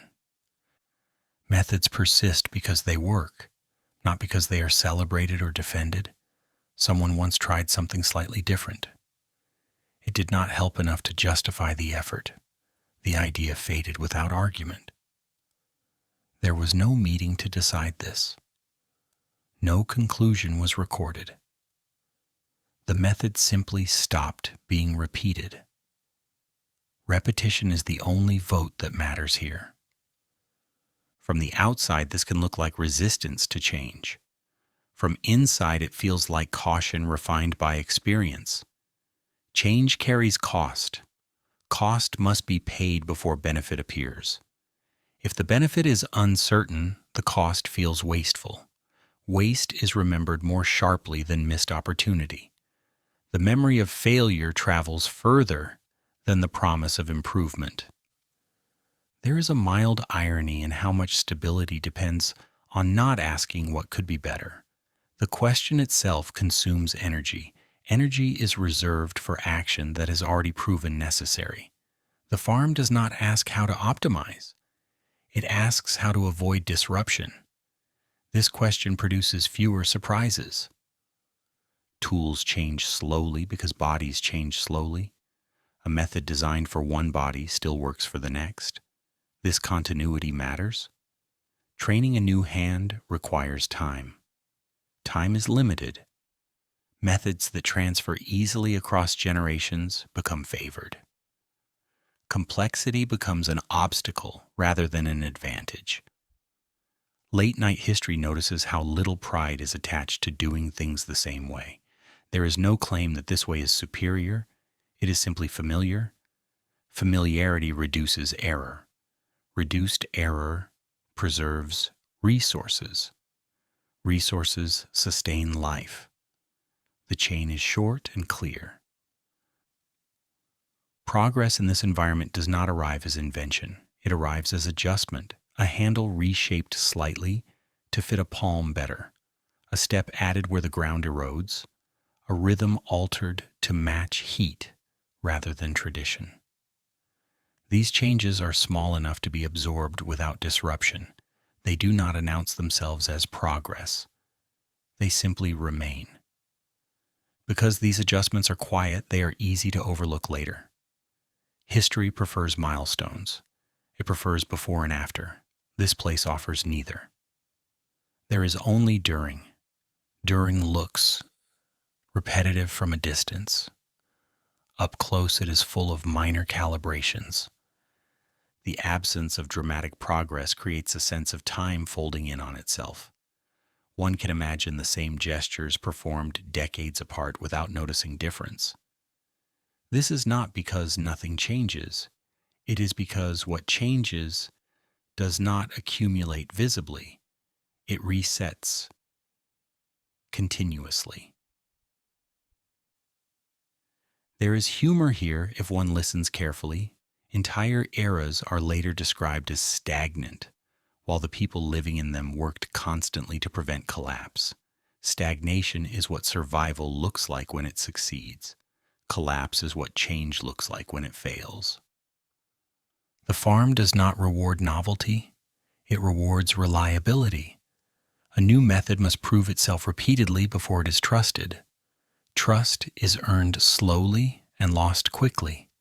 This imbalance favors tradition. Tradition has already paid its costs.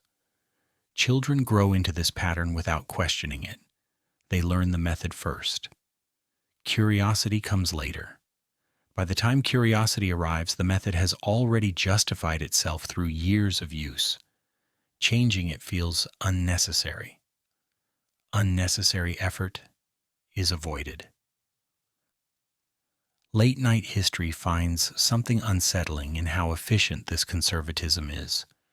Progress as imagined later relies on surplus and safety. Here, surplus is minimal and safety is conditional. Innovation becomes a luxury. The farm does not indulge in luxury. The world beyond may change faster. Administrations shift, demands fluctuate. The farm responds by adjusting output rather than method. This keeps the internal system stable while external pressures pass through. Stability inside becomes a shield. Repetition also creates rhythm. Rhythm reduces mental load.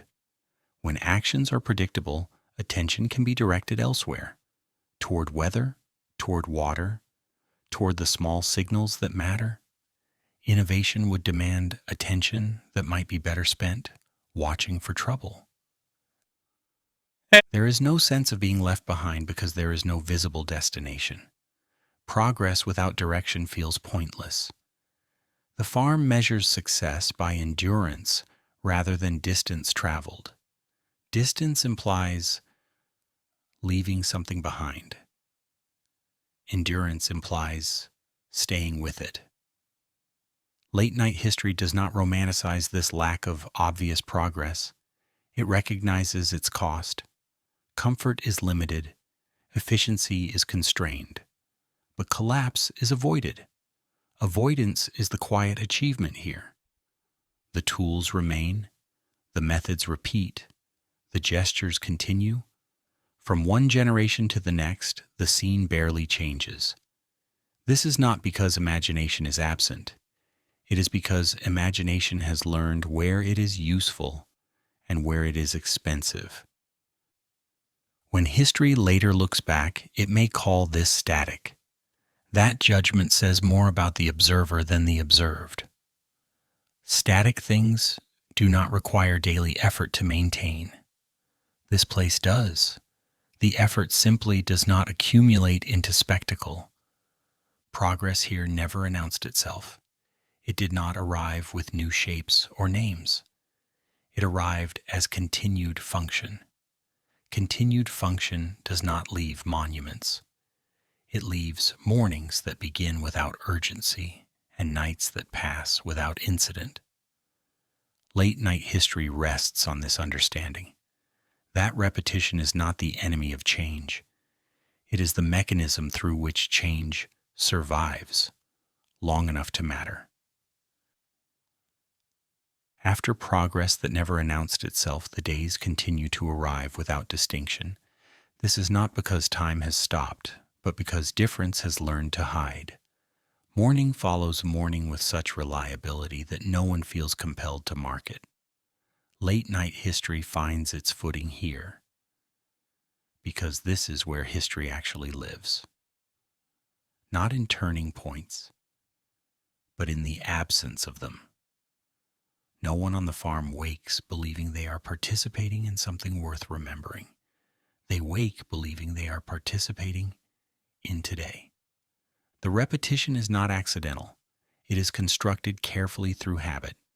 The same gestures performed in the same order prevent mistakes that only appear when variation increases. Variety invites attention. Attention invites error. Error invites cost. The farm does not avoid change out of stubbornness. It avoids it out of arithmetic.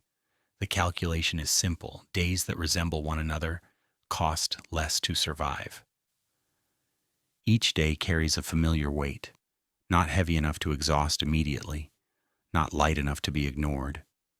The body learns this weight and adjusts posture accordingly. Muscles respond before thought. There is no need to decide how to stand or lift or walk. Decision has already been replaced by memory. This memory keeps effort smooth and predictable. No one here narrates their life internally. There is no sense of storyline. A story would require contrast. Contrast would require disruption. Instead, life unfolds as a sequence of tasks that return just as expected. The absence of narrative is calming. Without a story, there is no climax to anticipate and no resolution to demand. The mild humor emerges when one considers how later observers struggle with this. They search for moments of change and find mostly continuity. They interpret continuity as stagnation. They miss the point. Continuity is not a lack of movement. It is movement constrained carefully enough to avoid collapse. The farm survives because it repeats itself. Each repeated day reinforces the structure that supports the next. Skills sharpen through use rather than innovation. Relationships stabilize through predictability rather than excitement. Conflict fades because it has no space to escalate. The day simply moves on. Children grow up surrounded by this sameness and do not experience it as limitation. They experience it as orientation. They know where they are and what is expected. Expectation reduces fear. Fear requires uncertainty. The days do not offer much of that. There is no illusion that this regularity is permanent. Floods happen, droughts happen, demands change. But the response to disruption is not reinvention, it is restoration. The goal after disturbance is not improvement, but return. Return to the familiar rhythm that is proven survivable. Late-night history notices how societies depend on this instinct. When enough people repeat enough days successfully, the structure above them holds. When repetition breaks, too often the structure fails. Empires do not collapse because nothing changes. They collapse because change accelerates beyond the capacity of habit. The farm does not know this in theoretical terms. It knows it through experience. Too much variation produces confusion. Confusion wastes energy. Wasted energy leads to shortage.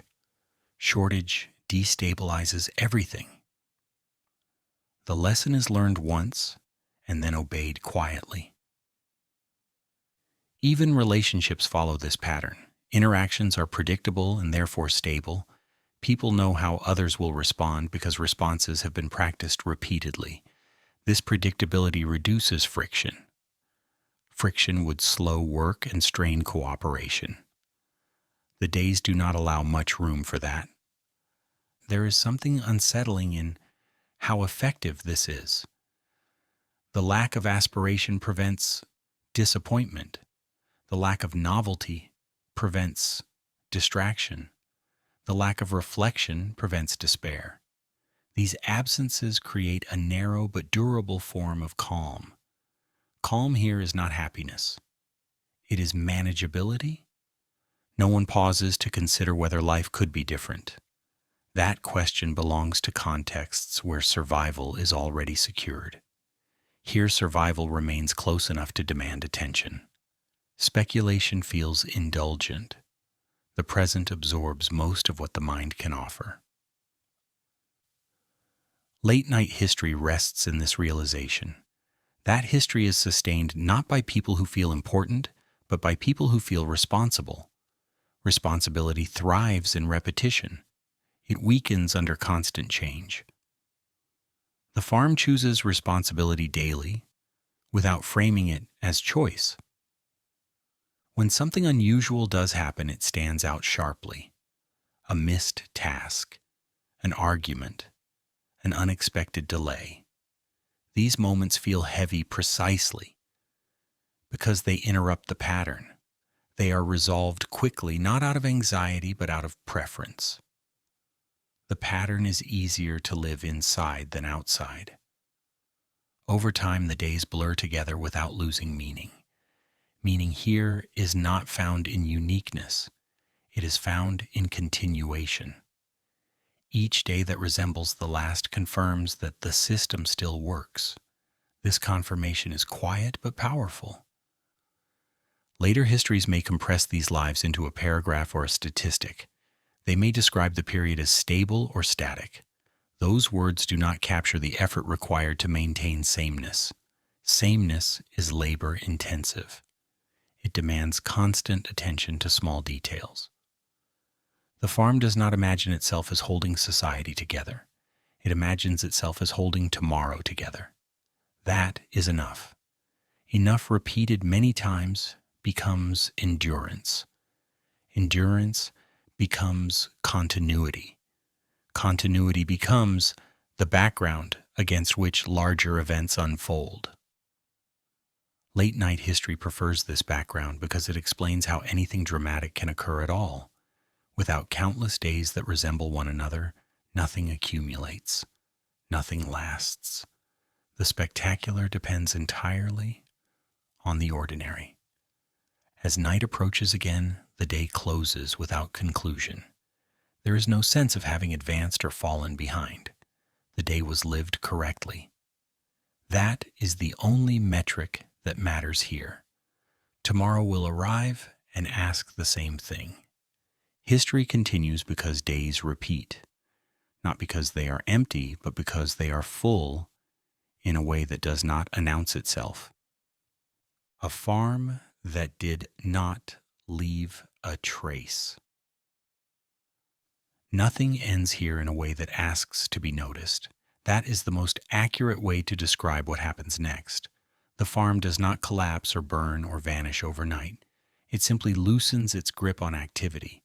Tasks become fewer. Repairs are delayed longer. The canal continues to move, but its attention shifts elsewhere. Late night history lingers at this point because this is how most lives conclude. Not with punctuation, but with thinning. Not with drama, but with absence of urgency. The fields do not announce their final harvest. They are worked less intensely. A section is left fallow not as a decision, but as a consequence. Another is passed to different hands quietly. No one marks the moment when the farm stops being a farm in the way it once was. The definition erodes gradually. What remains is land that once held patterns now softened by time. The canal is the first to adjust, without asking permission. Water always finds alternative paths when attention fades. A channel narrows, another deepens. The flow shifts subtly until it favors a route that requires less maintenance. The canal does not remember agreements. It responds only to gravity and resistance. When human effort recedes, the water reorganizes itself accordingly. Ownership follows this same quiet logic. Land changes hands without ceremony. Someone stops working a plot and someone else begins. The transfer is practical rather than symbolic. There is no sense of inheritance as legacy. It is closer to redistribution of responsibility. The soil does not care who holds the tool. It responds to use or neglect in the same way. The house ages more visibly. Walls crack and are patched less carefully. Storage spaces remain but are used differently. Objects are removed gradually. Tools migrate to other places where they will be used more regularly. Nothing dramatic signals abandonment. The house simply becomes quieter. Silence accumulates. Late night history notices how little grief accompanies this transition. There is no sense of loss articulated because nothing singular has been taken away.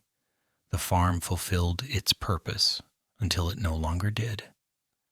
That purpose was not to endure forever. It was to function long enough to matter locally. Once that function shifts, the structure follows. The humor here is restrained but present. Entire generations labored to maintain continuity, and the result is an ending so quiet that it barely qualifies as an ending. No record marks the final day of work. No account notes the last meal prepared from its grain. The success of the system guarantees its own invisibility. The canal continues after the farm recedes. It carries water to other fields and other hands. It does not pause to acknowledge what it supported before. This indifference is not cruel. It is consistent. The canal was never invested in the farm as an idea. It responded to effort. When effort moved, the response followed. Soil behaves similarly Without repeated care, it compacts or erodes or returns to a less cooperative state. This is not failure, it is reversion. The land does not remember intention, it responds to action. When action fades, memory fades with it. The farm therefore does not leave ruins in the romantic sense. There are no towering remains to puzzle over later. Perhaps a faint outline where walls once stood. Perhaps a concentration of broken pottery mixed into the soil. These traces do not tell a story on their own. They require imagination to animate them. Most people will not bother. Late-night history accepts this without disappointment. The expectation that the past should leave clear messages is a modern habit. For most of human existence, continuity mattered more than commemoration. People did not build to be remembered. They built to survive the next season. The quiet ending of the farm demonstrates this principle fully. What made it durable was precisely what makes it forgettable. Repetition leaves fewer distinct marks than spectacle. Stability produces fewer artifacts than upheaval. The absence of crisis removes the need for documentation. This is not an argument that nothing mattered here. It is an observation that meaning does not require visibility. Lives were shaped. Bodies were sustained. Patterns were learned and passed on. That influence disperses rather than concentrates. It becomes part of the background that supports other lives elsewhere.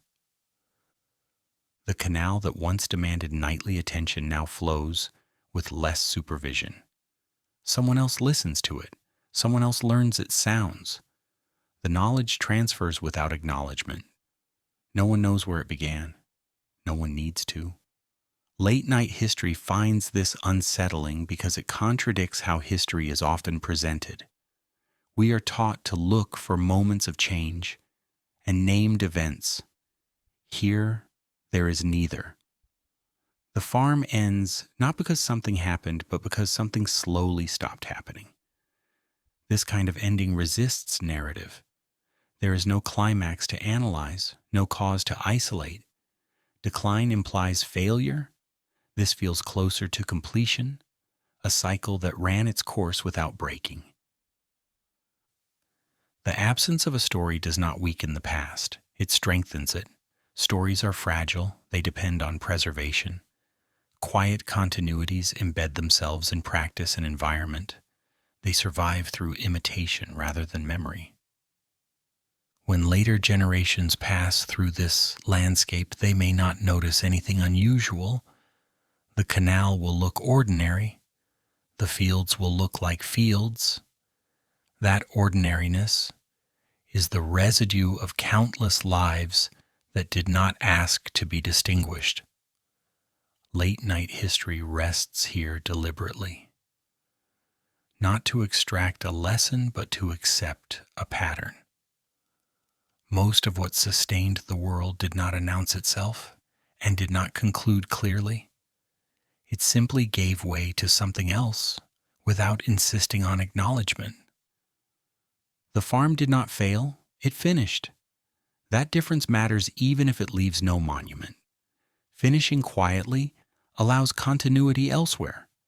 Ending loudly would have disrupted more than it preserved. As the night settles over what remains, there is no sense of loss that demands resolution. The feeling is neutral, and that neutrality feels appropriate. Nothing has been taken suddenly. Nothing has been granted dramatically. The land persists. The water moves. The world continues. Late-night history does not close this chapter with a conclusion. Conclusions imply separation. This was never separate from what came before or after. It was a stretch of time that functioned and then loosened. That loosening leaves little to summarize. If there is any comfort here, it lies in the realization that durability does not require recognition.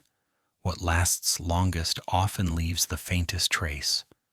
The farm beside the canal did not ask to be remembered. It did what it needed to do. and then stepped aside. History is quieter than we expect. Most of it does not speak. It works, and then it fades. That fading is not erasure. It is absorption into the ordinary flow that carries everything forward without pause.